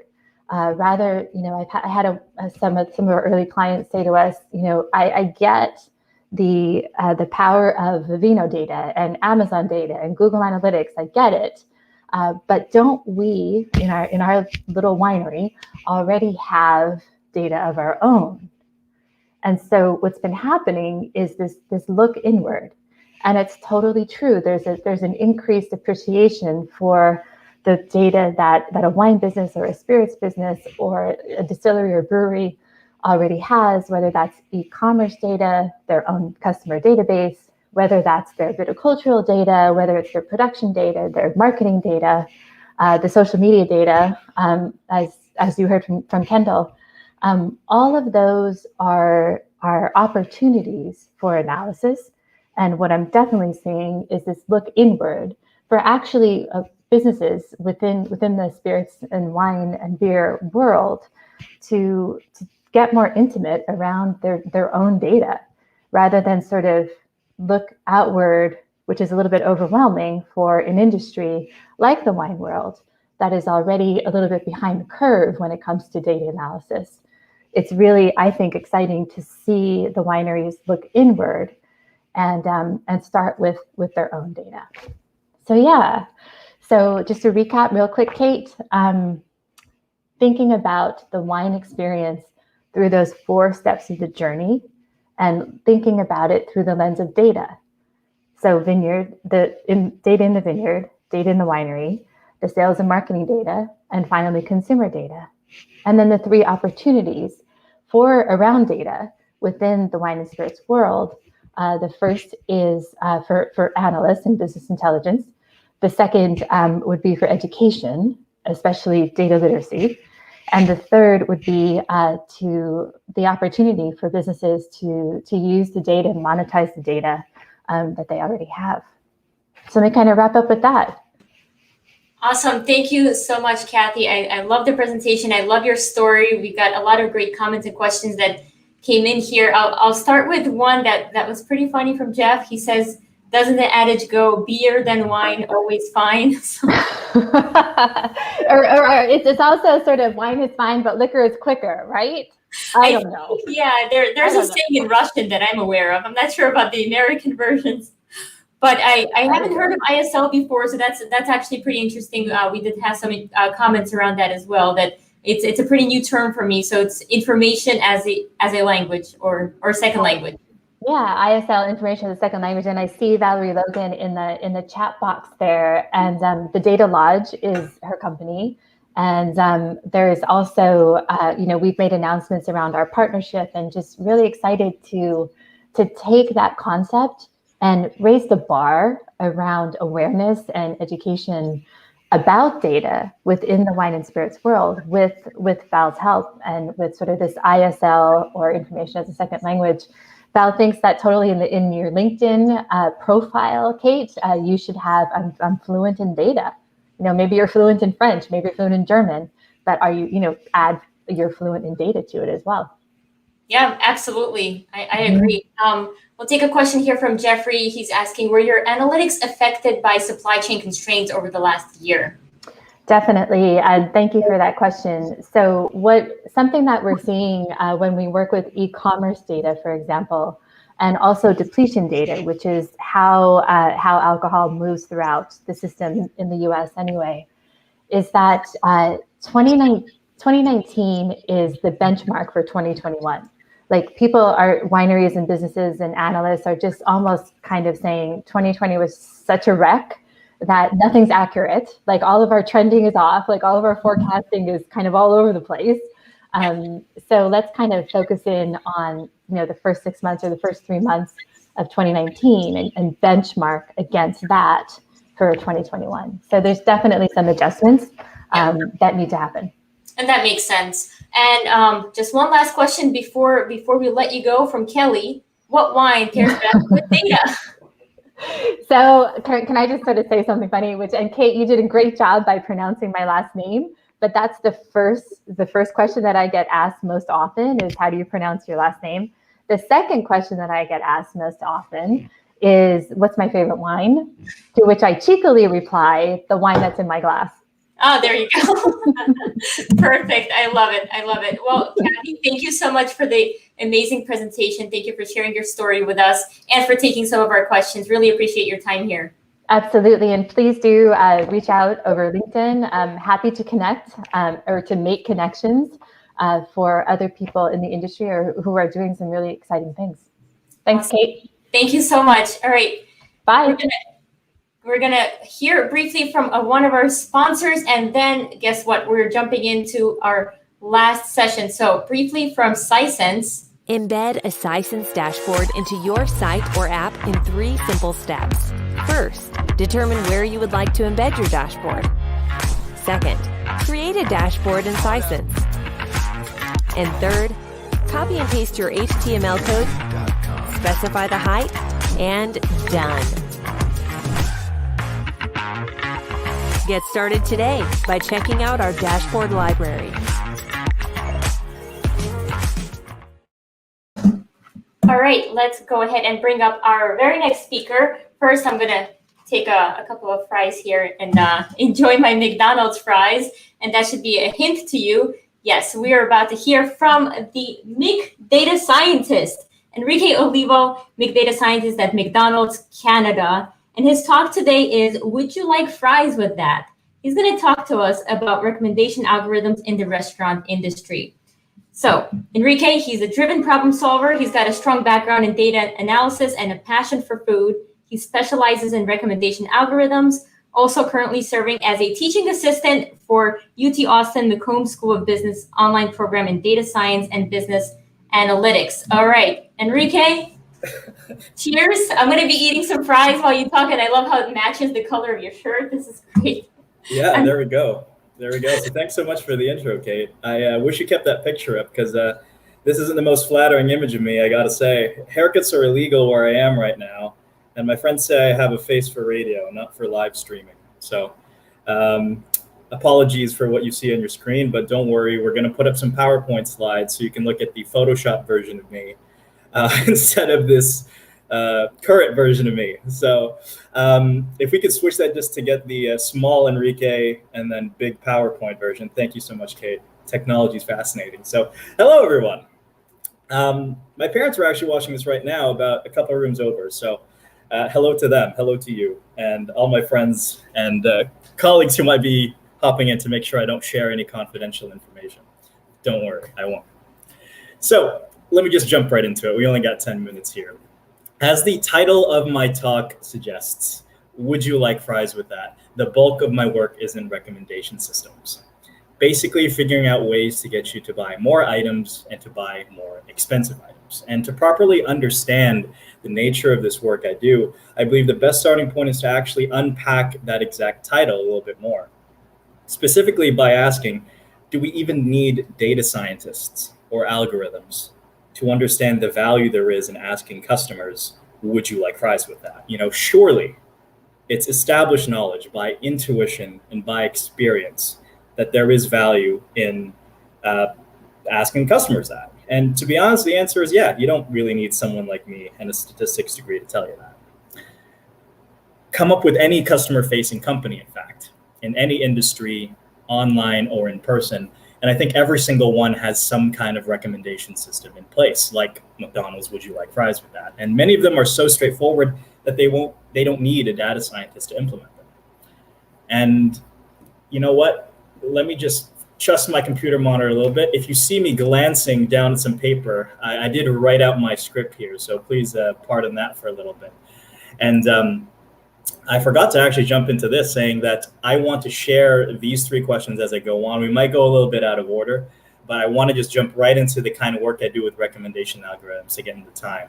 And as we go through it, I'll talk about how we got into data science and advice for any students or current professionals interested in a career in data. So anyways, to jump back into the flow of things, any customer-facing company that you'd encounter probably has some kind of recommendation system in place.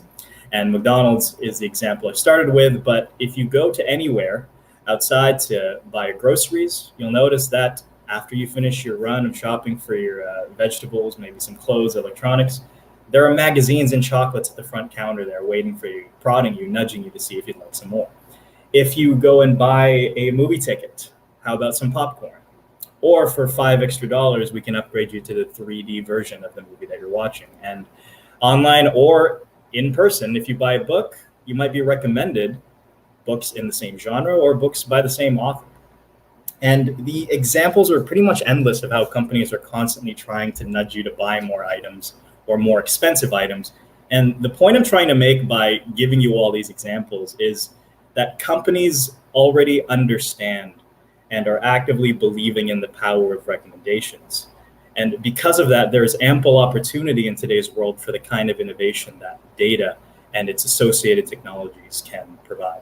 So in other words, there's a big chance at making a lot of money for these companies by making their recommendations a little smarter. And if you play your cards right, they'll direct some of that money to you to help make that happen.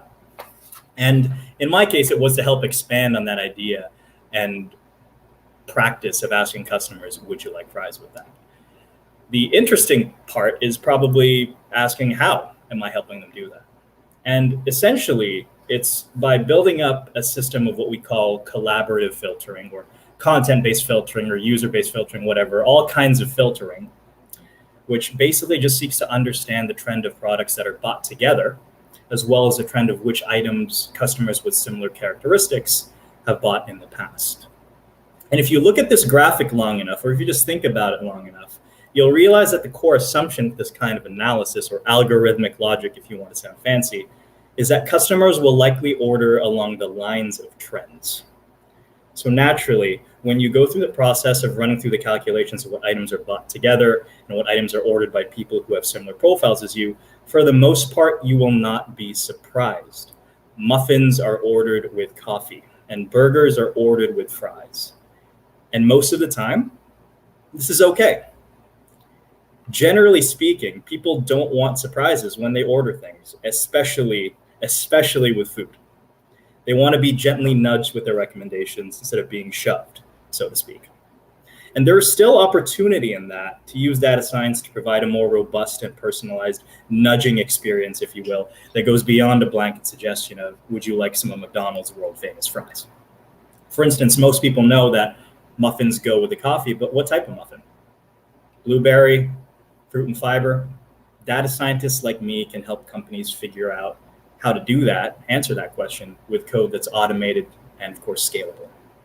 But as much as it works to take advantage of known trends, present and known trends, the data models I work with and other recommendation specialists work with nonetheless need to go against the trend every once in a while. And the terms most associated with what I'm trying to describe are, they come from the field of reinforcement learning, and they are explore versus exploit, which for reasons I hope are clear, I'm not really comfortable with, especially that second term right there. It's a little hard to see here, but I'll just read it out loud. The basic idea of exploration and exploitation, or discovery, is that to obtain a lot of reward, an agent must prefer actions that it has tried in the past and found to be effective in producing reward. In this case, money, average check. But to discover such actions, an agent must try actions it has not selected before. And in the context of McDonald's, the value in exploration or discovery is to see if maybe people would like being recommended products you won't expect. For instance, instead of a muffin with a coffee, how about a muffin with water? Instead of burger with fries, how about burgers with an ice cream cone? These sound unintuitive and that they would never work and probably taste bad. But everyone from the franchisee to my boss and my next door neighbor would probably agree with you and say, this is freaking stupid. Why would you recommend water and ice cream to those products? But like any good scientist, not even a data scientist, any good scientist would implore them to consider, you never know until you try. It could very well be that a customer was going to buy a coffee with their muffin anyways. So why not show them something new? It could be that although they would never buy ice cream with their burger, maybe seeing their recommendation would prompt them to think about picking one up for their kid on the way home. With data science, the main idea base I'm trying to communicate is you have to try new things, even if it might seem like you're messing around. And honestly, that's okay. Because to quote someone from my childhood on the show Mythbusters, the only difference between science and messing around is writing stuff down. And I really do believe that. And in my case, you'll be writing down a lot of stuff, mostly in code, and some of it, unfortunately, in mathematical notation. Because don't get me wrong, although I use cute clip art and a lot of generalizations when it comes to how recommendation systems function, there's a lot of hard, humbling, and at times annoying work that has to be done. For instance, data cleaning is most of my job. So is making sure I'm on good terms with the data engineers and architects who help make sure I have data to work with in the first place. I also have to read a lot of documentation for statistical packages like A rules, there on the bottom right in R, that can help me calculate the extent to which a product is associated with other products. I also have to regularly brush up on statistical theory to properly understand some of the latest developments in the field, which are usually buried deep inside some academic paper. And to be honest, that I feel like is something that is sometimes overlooked in instances where data science is conveyed. But in the short amount of time, I really wanted to make sure I gave you that overview of how recommendation algorithms work in a nutshell, specifically that whole process of exploration versus discovery, and how that really is key and might be unintuitive to some, but nonetheless speak, I think, to the innovation that data science has to carry forward in any industry. So I know we are a little bit jostled in terms of the original schedule, but Kate, feel free to jump in here. I can definitely go back to the points I wanted to mention first. How did I get into data science? A little about me, as well as some advice for any students or current professionals interested in a data career. So I want to be sensitive to time though, but I'm just going to put that up there. Hey, Enrique, I love your presentation. We are actually very flexible with time, given that you are the final speaker. So we can hang out here for the next 45 minutes if you chose to, because at that point, LinkedIn will cut us off. Then we'll be at the 4-hour mark. But we definitely have plenty of questions and comments that came in. So if you want to do walk through a couple of your points that you missed in the beginning, we can do that, and then I'll jump back in to do the questions with you. Yeah, that'd be perfect, Kate. Thank you so much. So maybe not 45 minutes, but 4 to 5 minutes I can definitely do. Sorry, that was a bad joke. So for what it's worth, I'll just go through numbers 1 and number 3 here. Hopefully that gives some of the folks who signed in what they were looking for. So a little bit about me specifically. How did I get into data science? I didn't want to get into data science at first, to be honest. I didn't want to get into anything even remotely close to mathematics, mostly because it felt like, and I hope my parents aren't watching, it felt like something I had to do, something I was almost forced to do. I think if I go back to my high school memories, they wanted me to be an accountant or a doctor, and that required a lot of math. But personally, I was more interested in writing, and the exact medium of writing and reading was political science, or the specific academic discipline that drew me in. It just captured my interest in a way that no other field really did. Questioning things like how power in a society is allocated and exercised, what role institutions play in equality in our society, reducing crime, protecting the environment, and so on. And so when I went to university, that's exactly what I studied. I decided to study political science. And my program was a little bit different in that it was a dual degree program where I spent first 2 years at Sciences Po over in France, and then the next 2 years at Columbia University in the city of New York, the logo there at the top right. And when I started that study, I intended to do political science pretty much throughout both degrees, all 4 years, but I realized that many of the questions that fascinated me that I just mentioned had something missing about them. And that something was, perhaps unsurprisingly, data. I realized that I needed data to best understand questions in politics, economic and demographic data, just to name a few. So when it came time for me to decide my major, I settled on a combined degree of political science and statistics. When graduation time came around and it was time to seek some gainful employment for the first time, I thought the analytics space would be a great fit because it combined those two aspects of quantitative analysis, as well as an interest in analyzing and writing about, in the end, people. What about people specifically? Well, I love food. And that brought me to a company that spends a lot on ads. So maybe you've seen a couple of them. HelloFresh, a local meal kit company here in their Canadian office. And then with time, I ended up taking that love for data and analytics over to McDonald's. And the reason I bring up the story, I bring up education, I bring up these companies is, one, just to tell my story, but secondly, just to show, I guess, yet another one of the many unconventional paths towards doing something in analytics. Of course, I was definitely still grounded in formal study of statistics, but in terms of where my initial intentions lay, as well as type of companies I work with, it really was a little unique, which I think is a little bit of everyone's story, but something I wanted to mention nonetheless. And real quick, that was just about 4 minutes. I got 1 more minute left, is some advice for any students or current professionals interested in a data career. Very broad question, very hard to unpack, and everyone's case is different, like my own case, I hope demonstrated. But I'll say 3 things like a good consultant, just like my outline here is numbered. Number 1, learn SQL. Number 2, do not neglect Microsoft Excel. I promise you, you could be a data scientist with just those 2 things. Anyone who pretends otherwise is kidding themselves. Number 3, treat exploring a data career like ordering a pizza. And I have to end on a silly food analogy. You got to know what you like if you want the most out of it. Any pizza's good, but if you don't know what kind of toppings work best with your taste buds, you're not going to have the best time. Similarly, if you could be the best coder in SQL, Python, you could do pivot tables till the sun goes down. But if you don't have at least a sincere interest in the kind of work you do or the space it operates in, then I don't think, for one, you'll stand out in any scenario, and 2, that you won't enjoy yourself. And honestly, data scientists have the potential to make a lot of money, but if you're not having fun with half of the time you're awake during the day, I think you're in the wrong business anyways. So a little bit of a grim note to end on. I'm going to go back to that pizza analogy and just say you got to know what you like if you want the most out of it. So there you go. Happy to go into any of those many things I just mentioned. But I'll just go back to the outline.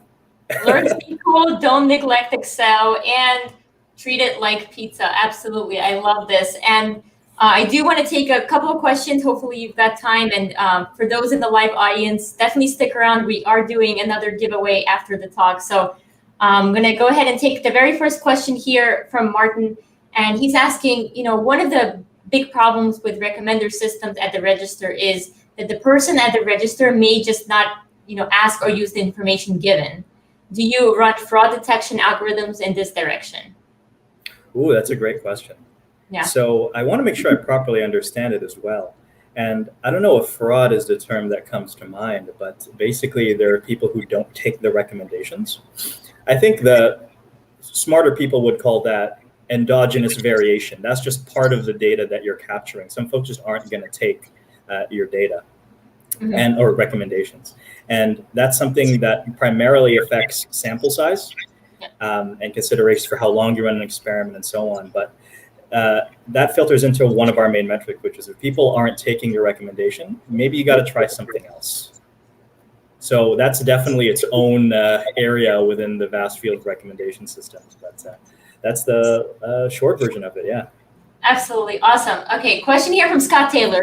He says every time he orders at McDonald's, they try to upsell him on other items, but why does he still have to ask for ketchup? That's a very good question. And you know what? You let me know where you are, and I'll speak directly to the restaurant owners in your location. We want to make sure customers get a restaurant experience they can expect, and that includes having delicious ketchup. Honestly, it does depend. McDonald's in most of the large Western markets are operated by individual franchisees, and I think sometimes they have different practices of how they handle things like condiments handing out. But I think for the most part, folks will either have them on the side or they'll just stick them in the bag. And unfortunately, sometimes folks forget. But again, let me know where you are, and I can solve this problem for you. Scott, send your address. Enrique will make sure you get some ketchup delivered. So awesome. Question here from Helene. She's saying, do you combine customer segmentation with recommenders? Absolutely. And so this is something about the restaurant industry on a whole as well, that a lot of those discussions about customer segmentation tie into larger loyalty programs that, think your Amazon Primes, our legacy companies are trying to implement. And so basically any piece of data that we can identify about a customer, more than just the location you usually order at, ties into that idea of customer segmentation. And interesting thing is, you can either do that by those customer-centric pieces of data, or even you can still try to infer them from the type of products they have. For instance, if you have a Happy Meal, you're probably a different customer segmentation than someone who buys a regular Big Mac combo. So lots of neat ways to try to create customer segmentation, but a really interesting thing is it's tying into larger questions about how do we build loyalty programs to get more data, but also get that new kind of relationship with the customer. Yeah, absolutely. And we're going to shift gears a little bit here and go into your more of your data science background and advice. Question here about burnouts for data scientists. How do you personally avoid burning out? That's honestly a really great question. I'll reiterate something I've already said and then say something new. One is I think a lot of the burnout ties into the fact that a lot of folks going into this haven't spent as much time really questioning themselves on whether this is something they want to do. I mentioned how when I was younger, a lot of the expectation was, be an accountant, be a doctor. Those positions are great. They contribute to society. But if you don't feel connected to what you're doing, that will lead to burnout more than if you do like it. Of course, burnout can still happen if you do enjoy what you like. And the answer that I personally like to say is you got to have a support system in place, especially in the type of folks who frequent these kind of conferences. One thing I notice is there's sometimes a bit of a grind. You have to have a public-facing profile. You really have to, put in hours outside of your day job, and that can be a tough task, as useful as those things can be. And just stepping away from the computer, having something outside of work, whether it's family, friends, a recreational soccer league, who knows, video games with your pals, you need some kind of support system to avoid burnout in any situation, in any industry, I think. So. Yeah, absolutely. That's really great advice, Enrique. Thank you so much. I think we'll stop taking questions. I'll let you go. I know we've kind of asked more than you probably expected. So I appreciate your patience with all the questions I fired at you. Really great presentation again, and thank you so much for your time. Thank you so much. And yes, I am Filipino, Grace. So yeah, if you haven't figured that out, that's why I have a Spanish name, but look kind of Chinese. So sorry. There you go. Okay. Put that in there. So feel free to contact me on LinkedIn. Thank you so much, Kate. Hope you enjoyed the giveaway, guys. Lots of goodies, I'm sure. And I'll see you later. Awesome. All right. Thank you so much, Enrique. Take care, everyone. All right. So we're going to go on to the very last giveaway of the conference. I truly cannot believe that was the last session. I think that's why I kept asking for Enrique questions. A part of me does not want this to end. So right now we are going to do a giveaway, and I don't know if you can guess what we're giving away, but it is another one of these pillows. Raymond 10 won this yesterday, so we do have another DATAcated pillow to give away, and all you have to do is type in hashtag DATAcated. But wait, not yet. I'm going to quickly set that up on StreamYard. So don't start typing it just yet. I'll let you know exactly when to start that. In the meantime, let us know if you've enjoyed the conference. I absolutely love any kind of feedback. If you've got areas of improvement for me, I'm definitely happy to take it. Just quickly setting this up. All right, we're starting to collect comments. So whenever you're ready, if you've already typed it before I set this up, just type it again. Hashtag DATAcated. I'll go ahead and share my screen so you can see all of that populate on the StreamYard tool. As I wrap up, we can all look at this giveaway tool.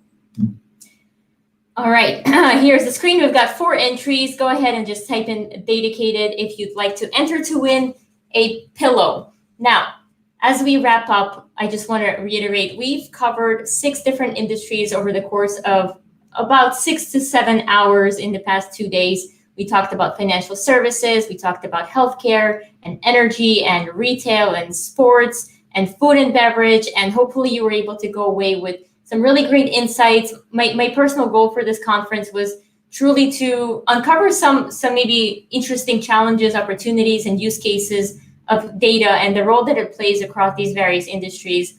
We do have our great volunteers providing summaries in the form of blog articles. For those of you that did not want to, kind of watch the sessions, you'll be able to read about the sessions. So a few quick points. If you have not signed up yet to the actual conference, this is literally the last chance to get onto the registration list, which will provide you with the post-conference blog article. It will provide you with some virtual goodies. You're going to get the recordings and also links to all the future sessions that we have booked for May and June. All right, I think it is officially time to go ahead and draw. We've got 64 entries of 65. I'm going to go ahead and draw the winner of the DATAcated pillow. We're going to ship it to you wherever you are. So I'm going to go ahead and run that now.